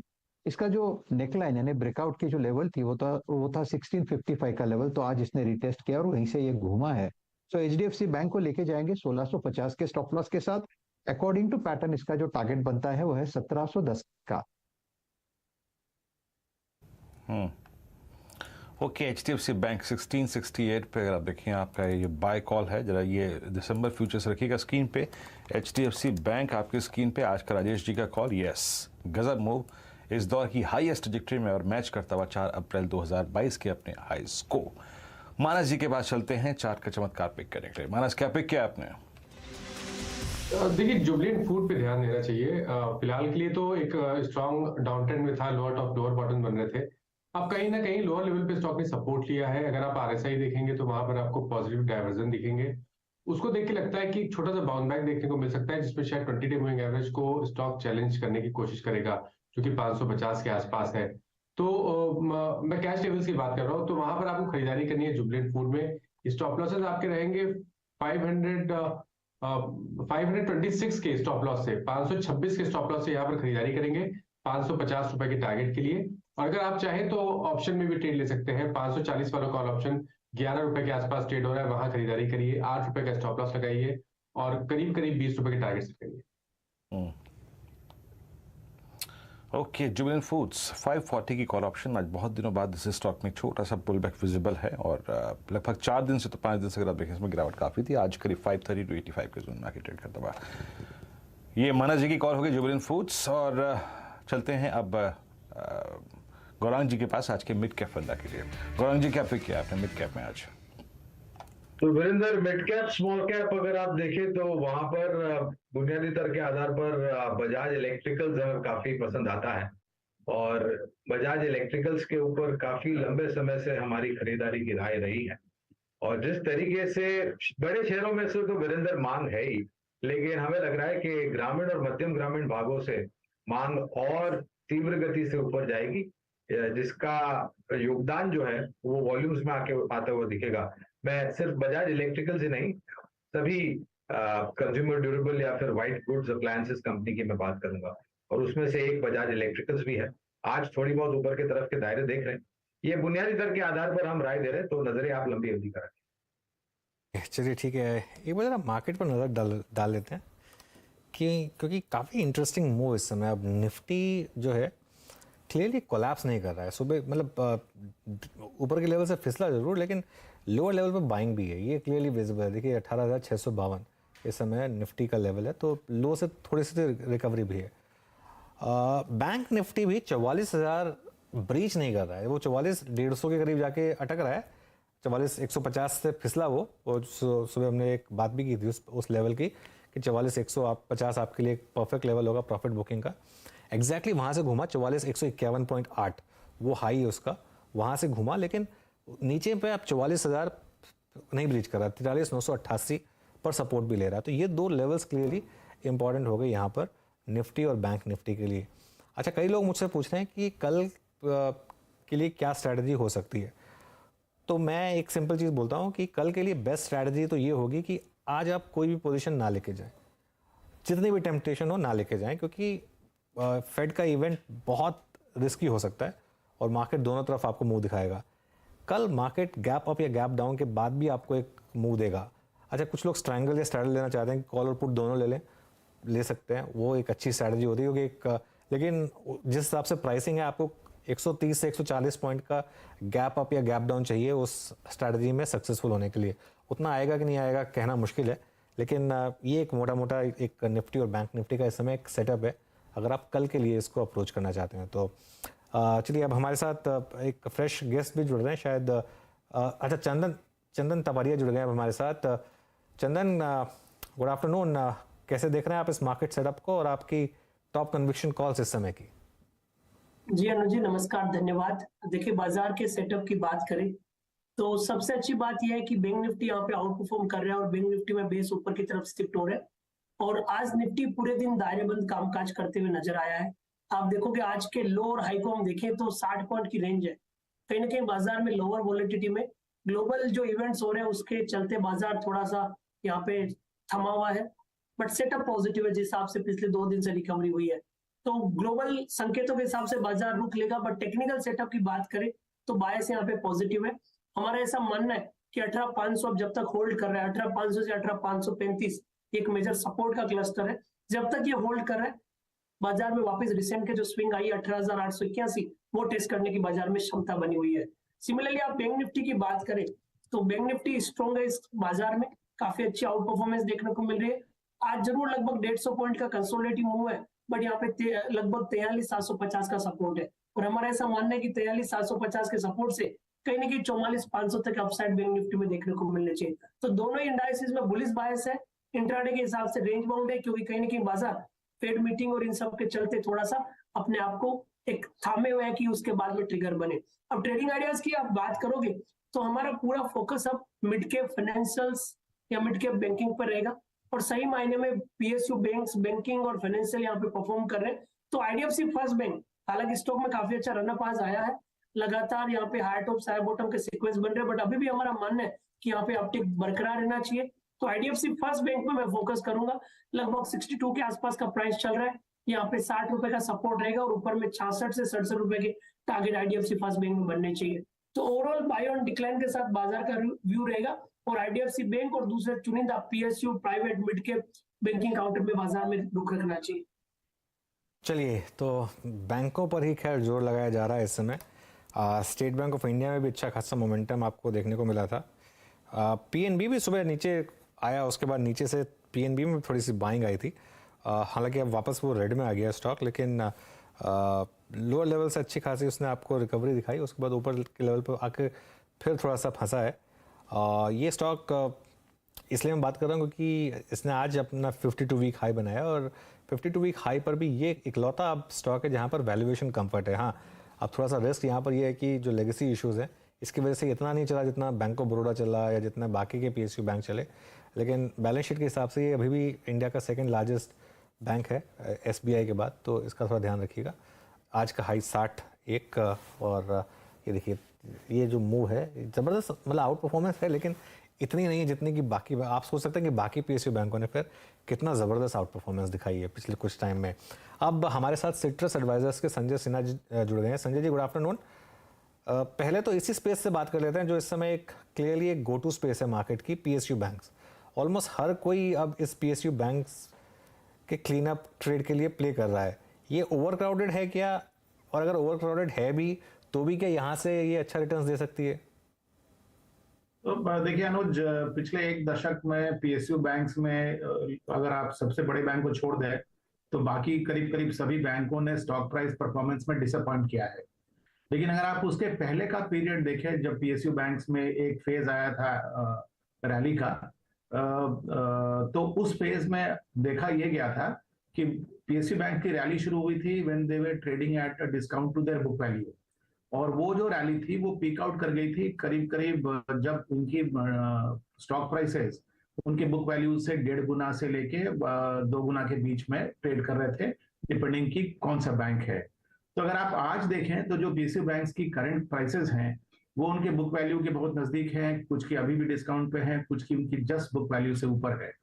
तो मेरे ख्याल से चूंकि जिस तरह का दूसरी क्वार्टर के रिजल्ट्स आए PSU बैंक्स के और जिस तरह से बाजार का पूरा मोमेंटम बना हुआ है, मेरे ख्याल से शायद कुछ समय और इन बैंक्स में मोमेंटम बने रहने की संभावना है, गोइंग बाय कि पहले भी हिस्टोरिकली ऐसा हुआ है। और दूसरा अगर आप फंडामेंटली भी देखें तो PSU बैंक्स ने बहुत अपनी बैलेंस शीट को साफ किया है बहुत, और आज जब अगर आप बैंकिंग क्षेत्र देखें तो ऐसा माना जा रहा है कि जिन बैंक्स का कॉर्पोरेट बुक ज्यादा अच्छा है या ज्यादा बड़ा है उनकी अपॉर्चुनिटी ज्यादा बड़ी है, तो उस मामले में भी PSU बैंक का स्कोर करते हैं क्योंकि उनकी corporate books private sector bank से कंपैरेटिवली ज्यादा अच्छी होती है। तो मुझे लगता है कि बहुत technically as well as fundamentally एक रूपरेखा बन गई है PSU बैंक्स में रैली की। ओके, PSU बैंक्स में रैली की एक रूपरेखा बन गई है, तो ये क्लियरली यहाँ पर मूव प्ले आउट हुआ है। अच्छा, लेकिन संजय जी ओवरऑल मार्केट में व्यू क्या आपका इस समय? जो इतनी बड़ी तेज़ी हमने देखी है 2022 में और ख़ासतौर से सेकेंड हाफ में, वो आपको लग रहा है कि कंटिन्यू होगी 2023 में? और अगर होगी तो लीडरशिप पॉकेट क्या होगी मार्केट की?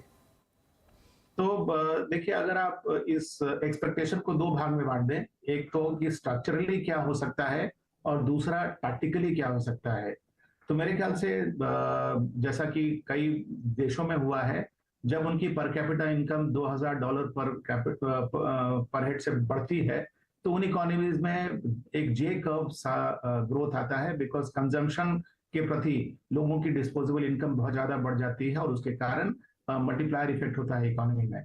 आज भारत की पर कैपिटा इनकम $2000 से ऊपर है, तो मेरे ख्याल से अगर आप स्ट्रक्चरल रूप में देखें तो भारत एक बहुत लंबे समय के लिए एक बुलिश फेज में प्रवेश कर चुका है।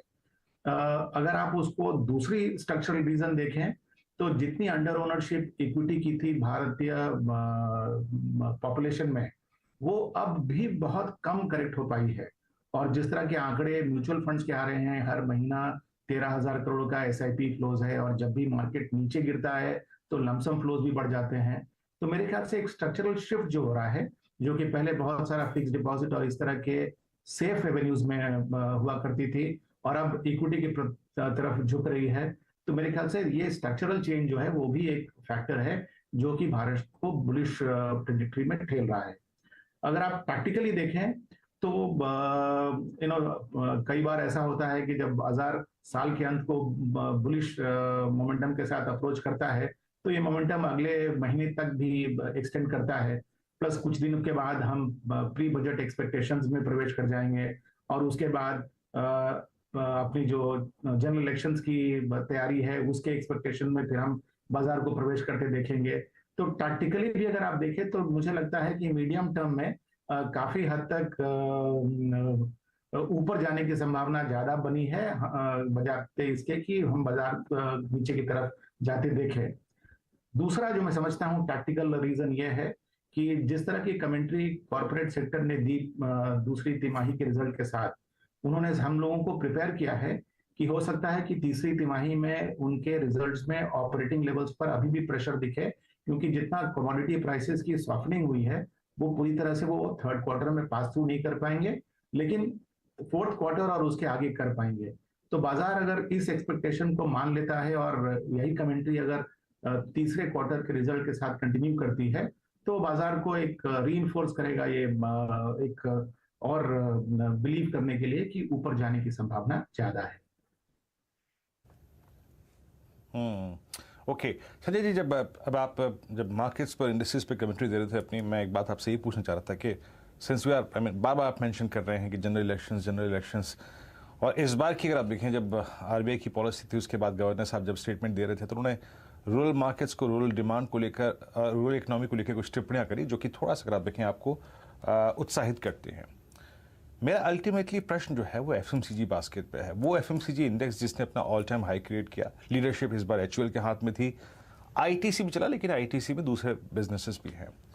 बट अभी भी इस समूह के कुछ स्टॉक्स हमें like Marico, like Dabur, Colgate अभी भी अगर आप देखें लोअर ट्रेजेक्टरीज में ट्रेड कर रहे हैं। आपका व्यू एफएमसीजी पे क्या है इस वक्त, स्पेशली एंटायर 23 के लिए, या फिर इस वक्त अगर कुछ पिक करना हो एफएमसीजी में तो वो क्या होगा? ठीक है, तो इसके साथ ही साथ मैं अनुज के सवाल का पूरा जवाब नहीं दे पाया था कि कौन से सेक्टर्स मुझे लग रहे हैं कि कैलेंडर ईयर 23 में आउट परफॉर्म करेंगे। तो आपके सवाल के साथ वीरेंद्र जी उस सवाल के जवाब को भी जोड़ देता हूँ। देखिए, पिछले कुछ महीनों में एक शिफ्ट देखा गया बाजार में, जहां पर बाजार ने हाई वैल्यूएशन स्टॉक्स के बदले लो अट्रैक्टिव वैल्यूएशन स्टॉक्स को ज्यादा सॉर्ट ऑफ वेटेज दिया। तो अगर उस मापदंड पर आप देखेंगे तो एफएमसीजी के स्टॉक्स आज भी वैल्यूएशन के टर्म्स पर एक्सपेंसिव हैं। और जो कमेंट्री आई रूरल डिमांड को लेके, कई सारी एफएमसीजी कंपनीज ने कहा कि अगर उन्होंने प्रदर्शन दिखाया है सेकेंड क्वार्टर में, तो लेकिन वो रूरल डिमांड को लेके अभी भी बहुत कॉन्फिडेंट नहीं है। मैं आपका इशारा समझा कि जनरल इलेक्शंस के अप्रोच में हो सकता है सरकार ऐसे कुछ कदम उठाएगी जिससे कि रूरल इनकम को बढ़ोतरी हो और उसका इम्पैक्ट हम हो सकता है कि रूरल डिमांड पर देखे, और उसका एक शायद झलक टू व्हीलर्स के सेल्स को देख के लग भी रहा है कि शायद वहां पर कुछ चेंज हो रहा है। तो मैं समझता हूं कि जो भी हो, कैलेंडर ईयर 2023 में एब्सोल्यूट लेवल पे हो सकता है कि आपको एफएमसीजी से पॉजिटिव परफॉर्मेंस मिले, बट रिलेटिव टर्म्स में मैं नहीं समझता कि एफएमसीजी ब्रॉड बाजार को आउट परफॉर्म करेगी।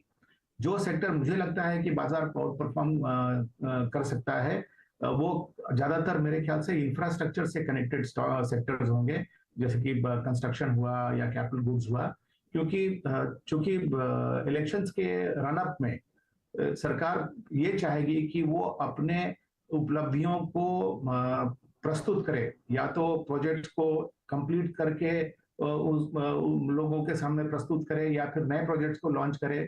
तो जो भी हो, अगर प्रोजेक्ट कंप्लीट होते हैं तो रेवेन्यू में रियलाइज होगा, और अगर प्रोजेक्ट अनाउंस हो रहे हैं तो ऑर्डर बुक में रियलाइज होगा। तो मेरे ख्याल से जो सेक्टर पिछले 4-5 सालों में बाजार के साथ नहीं चल पाया है, वो इंफ्रास्ट्रक्चर से रिलेटेड सेक्टर्स एंड स्टॉक्स रहे हैं, उनका प्रदर्शन हो सकता है कि 2023 में ज्यादा अच्छा हो। और जो big ticket items of consumption, auto का मैं समझता हूं कि भी प्रदर्शन 2023 में ब्रॉडर मार्केट से हो सकता है कि ज्यादा अच्छा हो। ओके, तो अगर आप देखें, आपने यहाँ पे एफएमसीजी पर टिप्पणी करी संजय जी, और साथ ही साथ इंफ्रास्ट्रक्चर पे आपका ज़्यादा झुकाव है। यकीन मानिए, आप कैपिटल गुड्स को देखिए, आप इंफ्रास्ट्रक्चर को देखिए, आप कंस्ट्रक्शन इक्विपमेंट वाली कंपनी को देखिए, एक एक करके बिल्कुल सही टिप्पणी करी संजय जी ने। आई थिंक ये टाइम फ्रेम और जिसमें हम जंप कर रहे हैं अब, वो शायद इनको सूट करता है। Look at L&T, look at Siemens, look at Cummins, look at ABB। हालांकि ABB अभी नहीं चला है। और आप इंफ्रास्ट्रक्चर में जाइए तो NCC, IRB, infra, action construction equipment, सारे अपने करियर के हाईएस्ट ट्रैजेक्टरी पे आके ट्रेड कर रहे हैं। अच्छा सर, ये संजय जी, ये इतना strong rate reversal, but still I think मैंने बहुत लोगों से बात करी कि इतनी जल्दी, आई मीन 6 महीने के अंतराल में आपकी EMIs में एक बहुत बड़ी तब्दीली आ गई है, बहुत बड़ा एक जंप आ गया है। इसका रियल स्टेट डिमांड पे क्या इम्पैक्ट देख रहे हैं, या फिर क्या रीड किया है आपने? अभी भी अगर आप देखें EMIs या फिर रेट्स जो है वो 9% के नीचे नीचे ही हैं, डबल डिजिट्स में नहीं गए हैं। मेरे ख्याल से जब मैंने पहला हाउसिंग लोन लिया था उस वक्त 11.5% का रेट था। रियल एस्टेट पे आपका व्यू क्या है, HFCs पे आपका व्यू क्या है, एंड स्पेशली एक होम इम्प्रूवमेंट्स वाला जो सेगमेंट है, like Polycab, like Astral, like Century Ply, इनमें पैसा बना और ये स्टॉक्स अभी भी all time high trajectory hold कर रहे हैं। इस खेमे पर आपका व्यू क्या है सर इस वक्त, स्पेशली इतने स्ट्रॉन्ग रेट रिवर्सल के बाद? तो वीरेंद्र जी, कोविड का एक सबसे बड़ा इम्पैक्ट जो हुआ वो हुआ हाउसिंग डिमांड पे। लोग अब अपना खुद का घर लेना चाहते हैं, और वो पहले अगर उन्होंने छोटे घर के बारे में अपनी महत्वाकांक्षा बनाई थी तो बड़ा घर लेना चाहते हैं। तो ये जो चेंज हुआ है एटीट्यूड का या सेंटिमेंट का, वो मेरे ख्याल से एक बहुत बड़ा फैक्टर है जो कि हाउसिंग डिमांड को आज पुश कर रहा है। और दूसरा जो रेगुलेटरी लेवल पे हुआ, रेरा के स्थापित होने के कारण, प्लस इस सेक्टर में इतनी क्लीन अप होने के कारण अच्छे बिल्डर्स का बाजार में आना और अपना ब्रांड नेम बनाना, उससे लोगों का कॉन्फिडेंस बढ़ा। Third and equally important factor, पिछला साल ऐसा साल भी रहा जहां पर हम लोगों ने वेज इन्फ्लेशन देखा। तो अगर EMI बढ़ी तो लोगों की सैलरी भी बढ़ी है। तो मेरे ख्याल से आज ये रेट रिवर्सल के कारण हम हाउसिंग में डिमांड की कमी इसलिए नहीं देख पा रहे हैं क्योंकि अफोर्डेबिलिटी में कमी नहीं आई है। अगर मान लीजिए सैलरी स्थिर हो जाए या स्टडी हो जाए और सिर्फ रेट ही बढ़ता चला जाए, तो हो सकता है कि इस डिमांड में कमी दिखे, जो कि आज ऐसा प्रतीत नहीं हो रहा है। ये तो एक लास्ट सवाल, आपने इतने सालों से मार्केट ट्रैक की है, जो IT में इस समय मूव चल रहा है, इसको आप किस तरीके से देखते हैं? फ्रेश एंट्री अपॉर्चुनिटी या एक बड़ी बुल मार्केट का एंड? अनुज, मैं बुल मार्केट का एंड तो नहीं मानता इसको। हाँ, और जिस तरह की कमेंट्री आई और उस के बाद जिस तरह से स्टॉक्स में करेक्शन हुआ, वो भी मुझे कोरिलेटेड नहीं लगा। अगर कंपनी आज भी डबल डिजिट ग्रोथ की बात कर रही है और उसमें 1-2 परसेंटेज पॉइंट कम होने के कारण अगर स्टॉक के प्राइस 10% गिर जाते हैं, तो शायद हमारे इनिशियल एक्सपेक्टेशंस में ही कहीं कुछ कमी थी। जिस बात का ओवरहैंग भारतीय IT कंपनीज पर ज्यादा रहा, वो ये था कि हमारी कंपनीज का फंडामेंटल परफॉर्मेंसेस तो अच्छा था, लेकिन चूंकि US में IT कंपनीज के स्टॉक प्राइसेस में गिरावट हो रही थी, तो उसके कारण यहाँ के स्टॉक प्राइसेस की PE की डी रेटिंग ज्यादा हो गई। आज भी हमारी कंपनीज का ग्रोथ, अभी भी जो अच्छी कंपनीज हैं उनका डबल डिजिट ग्रोथ है। और जो एक और डेवलपमेंट हुआ पिछले 1 साल में, जो मिड कैप कंपनीज हैं उन्होंने भी एक स्थान बना लिया है अपना, या तो एक पर्टिकुलर निश में या फिर उनकी प्रोडक्ट में। तो मेरे ख्याल से और सॉरी, एक चीज जो बहुत ही इस कॉन्टेक्स्ट में इंपॉर्टेंट है कि अब कमेंट्री अगर आप सुने तो लोग कह रहे हैं कि US मार्केट में IT स्टॉक्स की करेक्शन जो है वो करीब करीब शायद बॉटम आउट हो गई है, 2023 में उनकी रैली होगी। तो अगर हमारी IT के स्टॉक्स PE लेवल पे डीरेट हुए because of correction in the US market, तो जब US मार्केट में रिकवरी होगी तो कम से कम ये PE तो करेक्ट हो जाएगा। दूसरी जो ऑर्डर फ्लोज है, आज भी एक मीडिया आइटम है जिसमें $160 बिलियन की ऑर्डर्स इंडियन कंपनीज कॉर्नर करेंगे, उसकी चर्चा हो रही है। तो मैं समझता हूँ कि बिल्कुल अग्रेसिव कॉन्ट्रेरियन हो कि इस लेवल पे कूद के खरीदना अगर आप ना भी करें, लेकिन इस लेवल पे आपको निबल करना तो जरूर शुरू कर देना चाहिए, क्योंकि बाजार में पैसे कॉन्ट्रेरियन ही बनाता है। बाजार में मोमेंटम के साथ हर समय पैसा बनाना संभव नहीं है। संजय जी, शुक्रिया आपका ये इस पूरी मार्केट चर्चा के लिए। अच्छा लगा आपसे बात करके और थैंक यू। तो ये इस समय संजय सिन्हा से हमारी बातचीत जो खास हुई। एक बार जरा मार्केट पर नज़र रखते हैं, फिर यतन के पास जाएंगे और डीलिंग रूम का चेक लेंगे। जरा एक बार निफ्टी लेकर आइए, वापस थोड़ा सा ट्रैक्शन यहाँ पर लोअर लेवल से थोड़ी सी बाइंग। देखिए, जो हम डिस्कस भी कर रहे थे कि ऊपर से नीचे जरूर आया लेकिन कोलैप्स नहीं है मार्केट में, थोड़ा नीचे के लेवल से बाइंग भी विजिबल है। इवन बैंक निफ्टी भी वापस 44,000 को प्रोटेक्ट कर रहा है इस समय। और इस घंटे के जो मूवर्स हैं उन पर एक बार नज़र डाल लेते हैं। तो लार्सन एंड ट्यूब्रो वापस एक मूव दिखाता हुआ। उसके अलावा स्टेट बैंक ऑफ इंडिया लेकर आइए जरा, यहाँ पर क्लियरली एक बड़ा मूव की तैयारी ये स्टॉक कर रहा है। एक फ्रेश ऑल टाइम हाई आज इस स्टॉक ने लगाया और वहाँ रुका नहीं, ये सबसे बड़ी बात थी। 626.75 प्रीवियस ऑल टाइम हाई 622.70 और ये जो 7/11/2022 का था।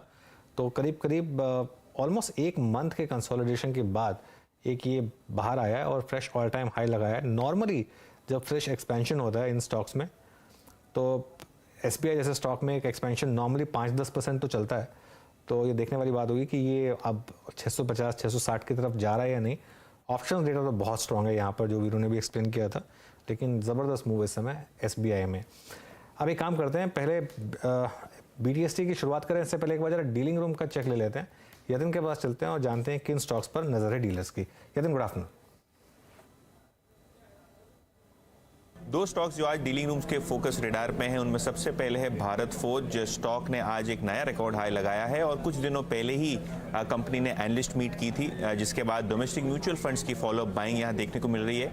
इनफैक्ट डीलिंग रूम्स का कहना यह है कि यहां एक आप BTST का स्ट्रैटेजी ट्रेड ले सकते हैं और 20 से 25 रुपए की अपसाइड उनको लगता है कि 1-2 ट्रेडिंग सेशंस में आनी चाहिए। भारत फोर्ज के अलावा दूसरा जो बैंकिंग स्टॉक है वो है फोकस में RBL बैंक। बहुत बेहतरीन तरीके से आज स्टॉक मोमेंटम में है और यहाँ अगर आप डीलिंग उसकी माने तो पोजिशनली उनको लगता है कि 250 से लेके 180 तक के टारगेट्स पोजिशनली यहाँ देखने को मिल सकते हैं। बिलो बुक वैल्यू है ऑब्वियसली, और काफ़ी सारे PSU बैंक्स जिस हिसाब से मूव कर रहे हैं, येस बैंक जिस हिसाब से मूव कर रहा है, डीलिंग रूम्स का मानना ये है कि RBL बैंक में भी अब कैचअप होना चाहिए और इसीलिए यहाँ सिलेक्ट HNIs अपनी खरीदारी कर रहे हैं। ये तो भारत फोर्ज और RBL बैंक, इन दोनों पर बाइंग काफ़ी IPOs हो रहे हैं। यदि उनमें से एक की प्रेस कॉन्फ्रेंस में गए हुए हैं, इसलिए वो जो बैकग्राउंड था वो आपने थोड़ा डिफरेंट देखा होगा। तो यहाँ पर डीलिंग रूम की सलाह है कि आप इन दो स्टॉक्स में ट्रेड बना सकते हैं। अपने फाइनेंशियल एडवाइजर से ज़रूर पूछिएगा अगर आप कोई ट्रेड ले रहे हैं तो। चलिए अब एक काम करते हैं, BTST ट्रेड्स का सिलसिला शुरू करते हैं। लेकर आते हैं हमारे सारे गेस्ट को और एक के बाद एक कल के लिए क्या किया जाए, BTST या STBT। चंदन, आपसे शुरुआत करते हैं, बताइए BTST या STBT। देखिए, यदि आप दोनों में से पूछोगे तो मैं BTST फोकस करूंगा। हालांकि हमने जितने भी हमारे इंडेक्स ऑप्शन ट्रेडर है उनको थोड़ा सा पोजीशन कम करने की सलाह दी है, क्योंकि वोलेटिलिटी कम है और ज्यादा राइटिंग नहीं करे। बट फिर भी स्टॉक वाइज बात करेंगे तो मैं BTST करूंगा। और अनुज जी, हमारा पूरा फोकस यहाँ पे बैंकिंग फाइनेंशियल पे है। हमने यहाँ पे IDFC फर्स्ट बैंक की बात की और नए BTST की बात करें तो मैं बिल्कुल SBI पे मोहर लगाऊंगा। SBI की आप भी चर्चा करें और डेटा सेटअप शानदार है। 5% का OI बिल्टअप यहाँ पे हुआ है और SBI PSU बैंक के साथ चल रहा है और ये PSU बैंक का राजा है। लगभग आप देखोगे यहाँ पे 26 दिन का कंसोलिडेशन ब्रेकआउट है। वीकली चार्ट में हायर लोज के सीक्वेंस के साथ छोटी चाल बनी है, बट अब ब्रेकआउट बनेगा तो 3 से 8% की रैली बनेगी और मेरा ऐसा मानना है FOMC में थोड़ा सा भी पॉजिटिव ट्रिगर होगा तो 3 से 4% की चाल इमीडिएट बेसिस पे बन जाएगी। तो 627 अभी चल रहा है, यहाँ पे आपको 618 का छोटा सा स्टॉप लॉस लगाइए, ऊपर में 645 से 650 के टारगेट मिलना चाहिए। जी हाँ, इस वक्त SBI सबका चहेता है और बाकी इनफैक्ट अभी अनुज भी टिप्पणी कर रहे थे जो मैं आपको मैं इनफैक्ट मुझे इसके डेटा ने काफ़ी इंप्रेस किया। बहुत स्ट्रॉन्ग ऑप्शन एक्टिविटी SBI की at all time high. SBI Chandan ji carry करते हुए, मानस आपके कैरी करेंगे कल के लिए? देखिए, बलरामपुर चीनी को लेके जाएंगे और मेरे ख्याल से 7-8 दिनों का करेक्शन हो गया। स्टॉक ने अपने 20 डे मूविंग एवरेज के आसपास सपोर्ट लिया। आज भी शेप रिकवरी देखने को मिली है, वहां पर काफी बढ़िया वॉल्यूम भी देखने को मिले हैं। तो आई थिंक करेक्शन कंप्लीट हो गया और वापस पिछले हाईस टेस्ट हो सकते हैं। बट कल क्योंकि एक इवेंट है, आई थिंक कॉल ऑप्शन के थ्रू इस तेजी को प्ले करेंगे। 390 वाला कॉल ऑप्शन लेके जाएंगे बलरामपुर चीनी का। 8 रुपए के आसपास ट्रेड हो रहा है। 5 रुपए के स्टॉप लॉस यहाँ पर खरीदारी करेंगे 15 रुपए के टारगेट के लिए। चीनी पर बाय करना है। समित, आप कहां पर दांव लगा रहे हैं?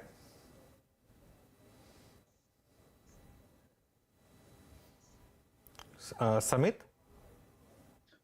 सिटी यूनियन बैंक हमें अच्छा लग रहा है। स्टॉक ने रिसेंटली एक कंसोलिडेशन का दौर देखा था, बट आज ये एक लॉन्ग कंजेशन जोन से इसने ब्रेकआउट कंफर्म किया है। स्टॉक लगभग उसके मल्टी मंथ हाइस पे ट्रेड हो रहा है और यहाँ से हमें लगता है कि 210 के immediate target city union bank में आपको दिखने चाहिए। 199 का स्टॉप लॉस और 210 के इसके टारगेट्स होंगे। ओके, सिटी यूनियन बैंक आपकी स्क्रीन पे बहुत स्ट्रॉन्ग मूव देखिए। ये स्टॉक आपकी स्क्रीन पे डे हाई की ट्रैजेक्टरी में। राजेश सतपुते जी, आपके कैरी करेंगे हर के लिए?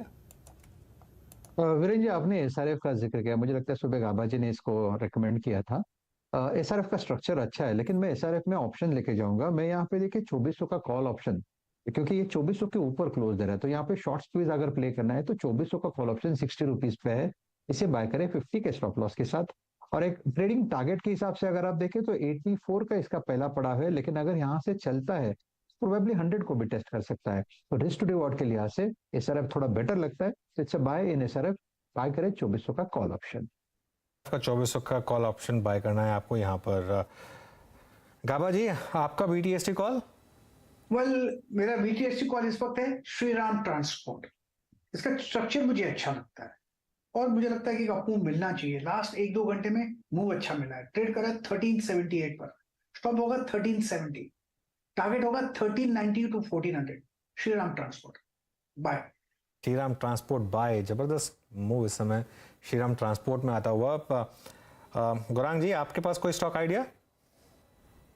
तो अनुज, बैंकिंग क्षेत्र की काफी बात हो रही है और निजी क्षेत्र में एक छोटी बैंक आप कह सकते हैं फेडरल बैंक 136 के आसपास कामकाज कर रहा है मौजूदा स्तर फेडरल बैंक का। हमें लग रहा है कि ये तो बुनियादी दर के आधार पर खरीदारी की दवाई है ही, लेकिन अगर आपका छोटी या मध्यम अवधि का भी नजरिया है तो फेडरल बैंक आप पसंद कर सकते हैं। फेडरल बैंक, चलिए तो ये इस समय एक कॉल, तो सारी BTST कॉल्स कंप्लीट। अब एक काम करते हैं, एक इशू है उसको जरा रिविजिट करते हैं। सुबह हमने चर्चा की थी पेटीएम के बायबैक पर, और पेटीएम का बायबैक हालांकि एक तरीके से नॉन इवेंट था क्योंकि वो जो अमाउंट है वो काफ़ी कम था और मार्केट बायबैक है तो प्राइस का कोई रेलेवेंस नहीं है। और बाकी क्या अदर फैक्टर्स रहे हैं ये सब एक्सप्लेन करने के लिए आशीष वर्मा आप जुड़ रहे हैं और बताएंगे कि क्या एग्जैक्टली यहाँ हुआ और क्यों मार्केट थोड़ा सा डिसअपॉइंटेड है। आशीष बताइए। तो 197 कम्युनिकेशन यानी कि वो कंपनी जो ब्रांड पेटीएम ओन करती है, ये तो हम सबको पता चल ही गया कि कल बोर्ड ने बायबैक को मंजूरी दे दी। पहले उस बायबैक की डिटेल शेयर कर देता हूं। यूनानिमसली बोर्ड के सारे members including independent members, independent directors ने हामी भरी थी इस बायबैक को लेकर। बायबैक रिलेटेड डिटेल्स आपकी स्क्रीन पर आएंगी। ओपन मार्केट रूट, खुले बाजार से ये कंपनी बायबैक करेगी, ना कि हम शेयर टेंडर करेंगे। मैक्सिमम प्राइस जो बायबैक का रखा गया है वो 810 रुपए पर, ये बेमायने है क्योंकि खुले बाजार से बाइंग हो रही होगी। इस भाव तक के ऊपर जाएगा तो बायबैक रुक जाएगा, अदरवाइज 810 लेवल्स तक ये बायबैक कंटिन्यू रहेगा। मैक्सिमम 850 करोड़ रुपए खर्च करेंगे। हालांकि इस कंपनी ने स्पेसिफाई भी करा है मिनिमम बायबैक जो होगा इस क्वांटम का 50%, यानी कि 425 करोड़ रुपए न्यूनतम बायबैक तो ये कंपनी उस क्वांटम का करेगी जरूर। और एज्यूम करें कुल 850 करोड़ रुपए का बायबैक, ये जो लिखा हुआ है इसमें कंपनी करी एक्सपेंसेस वगैरह मिला दें तो दरअसल 1048 करोड़ रुपए कुल मिलाकर इस बायबैक पे खर्च होने वाले हैं। अच्छा, इस बायबैक का मतलब अगर अधिकतम 850 करोड़ रुपए का खरीदारी करती है कंपनी तो दरअसल 1,04,00,000 शेयर्स खरीदती हुई नजर आएगी। कुल आउटस्टैंडिंग इक्विटी जो इस कंपनी की है उसका 1.62% बायबैक होता हुआ नजर आएगा और अगले 6 महीने के अंदर यह पूरी बायबैक की प्रक्रिया कंप्लीट होगी। इस कंपनी ने रीआइटरेट एक बार फिर से करा इसी प्रेस रिलीज में कि जो आईपीओ के प्रोसीड्स थे उसका कोई इस्तेमाल इस बायबैक पे ये कंपनी, इस रीपर्चेज प्लान में कंपनी नहीं करने जा रही है। बायबैक जब अनाउंस किया था कंपनी ने उस समय कंसर्न्स बहुत माउंट हुए थे। लिखा जा रहा था कि एक लॉस मेकिंग कंपनी अपने ग्रोथ प्रोस्पेक्ट्स को छोड़कर अपने पिटे हुए स्टॉक को संभालने की कोशिश कर रही है। ये बायबैक को रिलेटेड अपडेट्स आ रहे थे, लोग ऐसा कह रहे थे। इस प्रेस रिलीज में उन्होंने स्पेसिफिकली कहा है, इसका रिप्लाई करने की कोशिश करी है। इनका कहना है कि पेटीएम का बोर्ड मानता है कि ये साइन ऑफ कॉन्फिडेंस है बायबैक, कि ये कंपनी क्लियर पाथ पे है प्रॉफिटेबिलिटी के और इस बायबैक के चलते कोई भी ग्रोथ प्लान्स नियर टर्म में या प्रॉफिटेबिलिटी प्लान्स पे कोई इंपैक्ट नहीं पड़ेगा। इनफैक्ट इस कंपनी के फाउंडर और सीईओ विजय शेखर शर्मा साहब को मैं कोट कर रहा हूं, इसी रिलीज में उन्होंने मेंशन करा। आपको याद होगा कुछ दिन पहले मुंबई में एक इन्वेस्टर कॉन्फ्रेंस हुई थी, तब पेटीएम ने कहा था कि ये ईसॉप अगर हटा दें, ईसॉप कॉस्ट हटा दें तो इबीटा पॉजिटिव होते हुए नजर आएंगे सितंबर 2023 तक। इस रिलीज में दरअसल वो कह रहे हैं कि शायद इस टाइमलाइन से पहले ही हम इबीटा पॉजिटिव होते हुए नजर आए, इस तरह का बिजनेस इंप्रूव होता हुआ हमें दिख रहा है। तो रीआइटरेट कर रहे हैं वो पाथ टू प्रॉफिटेबिलिटी। और एक और चीज मेंशन हुई, जब तक ये बायबैक का प्रोसेस चलेगा तब तक विजय शेखर शर्मा साहब इस कंपनी के फाउंडर या फिर इस कंपनी के सीएफओ मधुर देओरा साहब कोई भी शेयर्स अपने बाजार में नहीं बेचेंगे। अब स्टॉक का भाव आज का स्क्रीन पर आएगा। इस बायबैक अनाउंसमेंट के बावजूद पेटीएम ऊपरी स्तरों पर टिक नहीं पाया। आज दबाव के साथ स्टॉक में कामकाज हो रहा है।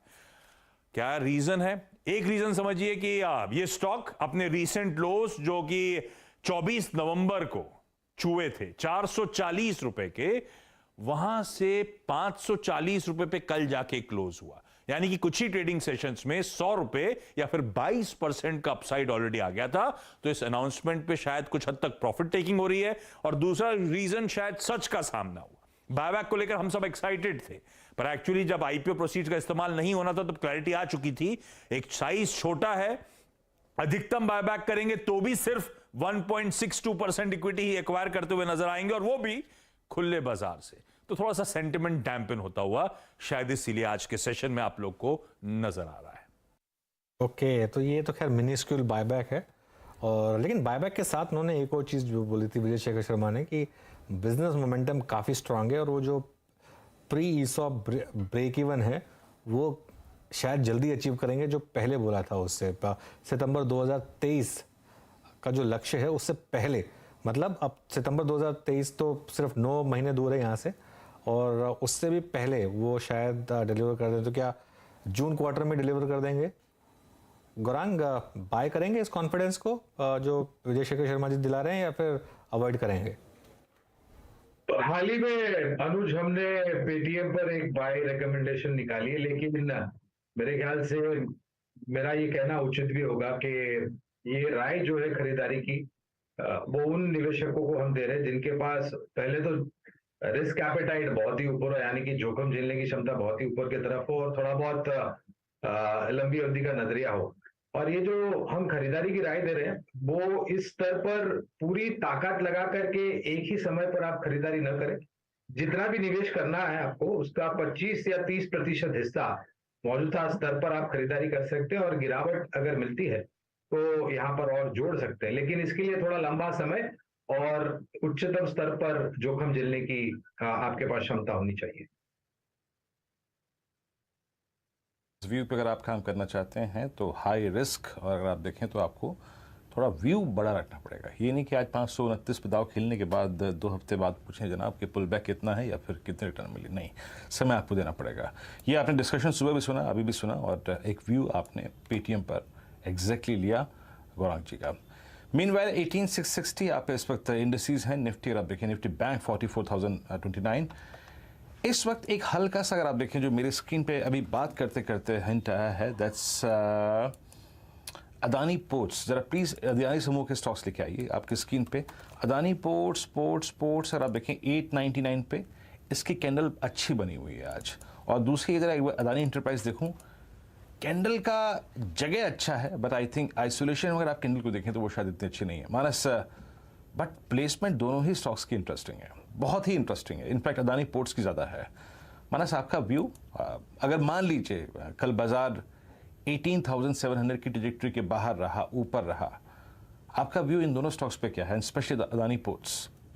देखिए, दोनों स्टॉक का जो स्ट्रक्चर है वो पॉजिटिव है। हालांकि पिछले करीब 20-25 सेशन से हम कंसोलिडेशन देख रहे हैं, लेकिन स्टॉक का जो स्ट्रक्चर है वो अभी भी पॉजिटिव लगता है। अदानी खरीदारी अगर करेंगे आज के स्तर पे तो अदानी पोर्ट पे करेंगे, क्योंकि यहाँ में पिछले 2 दिनों में अगर आप देखिए तो अच्छा खासा बाइंग इंटरेस्ट देखने को मिला है।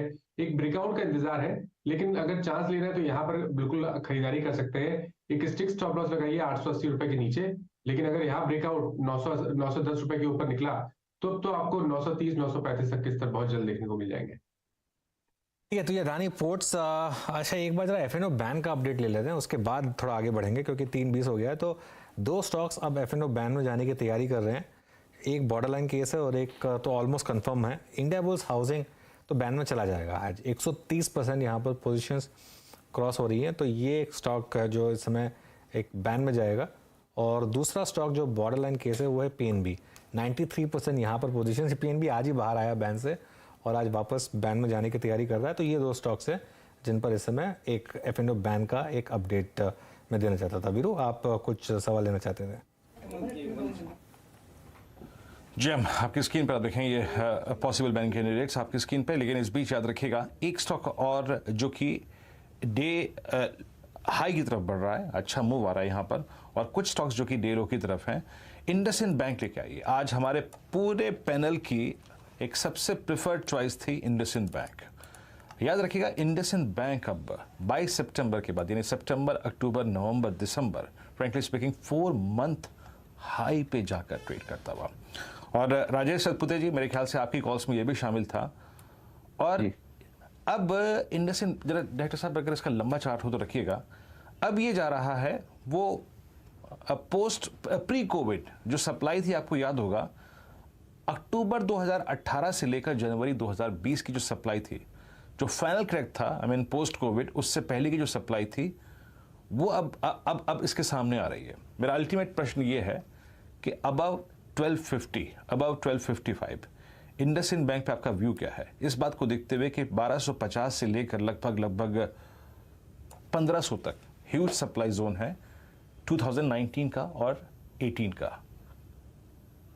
तो वीरेंद्र जी देखिए, स्ट्रक्चर डेफिनेटली पॉजिटिव, और इंडसइंड का जो पहला टारगेट था वो था करीबन 1250 1260, तो यही एक रेंज थी जहाँ पे लगा था कि एक बार के लिए जाएगा।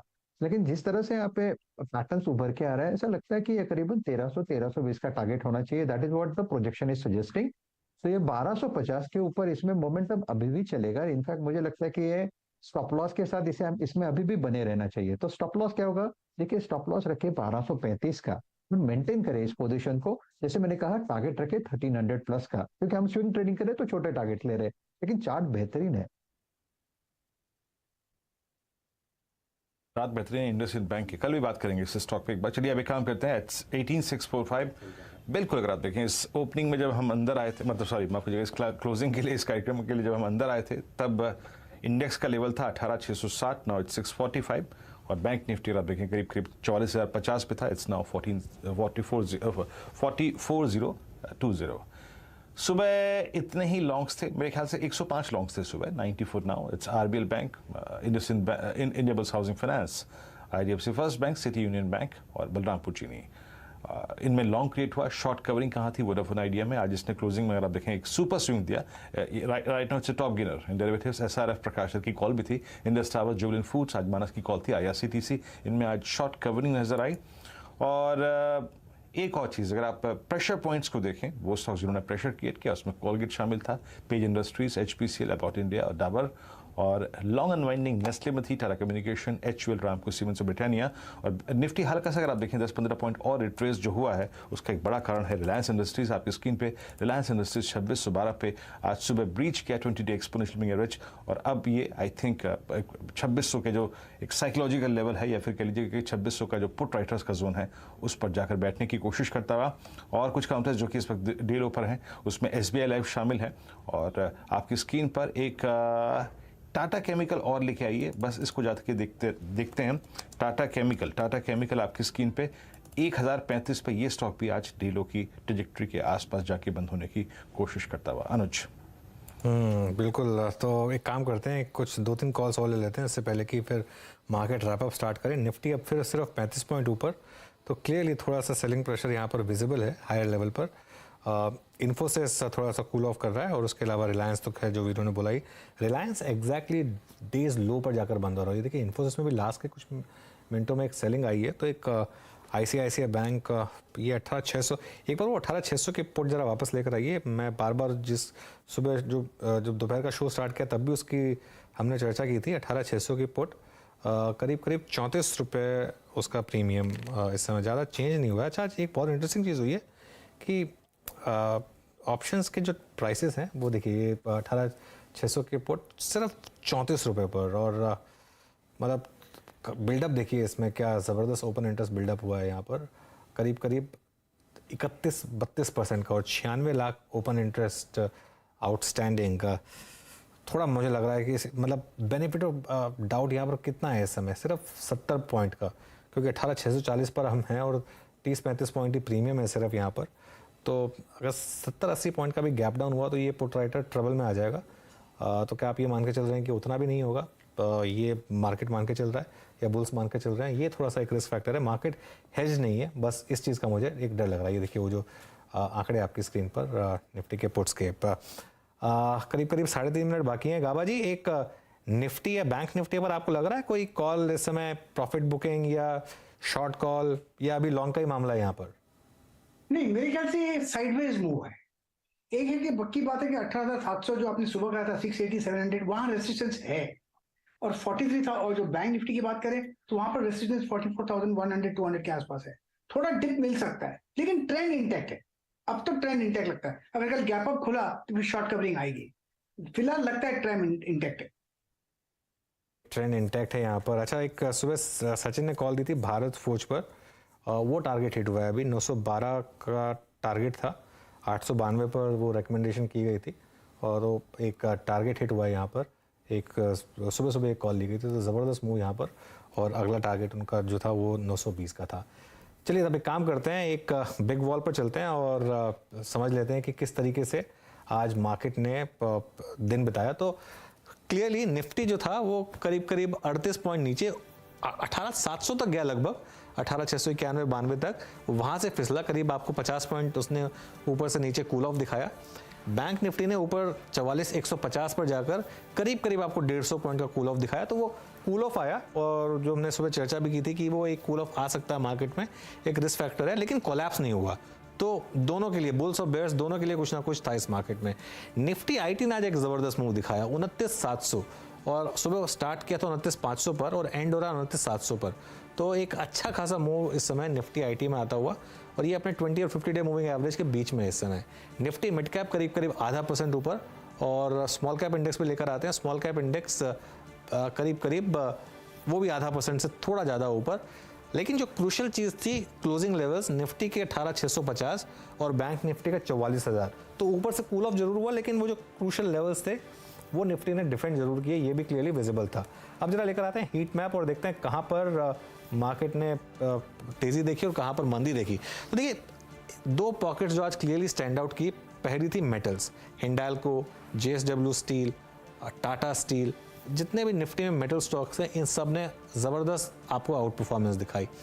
और जो दूसरी थीम मार्केट में प्ले आउट हुई वो थी जो कुछ डोमेस्टिक इकोनॉमी वाले स्टॉक्स थे, वो जैसे लार्सन एंड ट्यूब्रो हो गया, स्टेट बैंक ऑफ इंडिया हो गया, या फिर इंडसइंड बैंक, ये सब स्टॉक्स थे जो अच्छा कर रहे थे।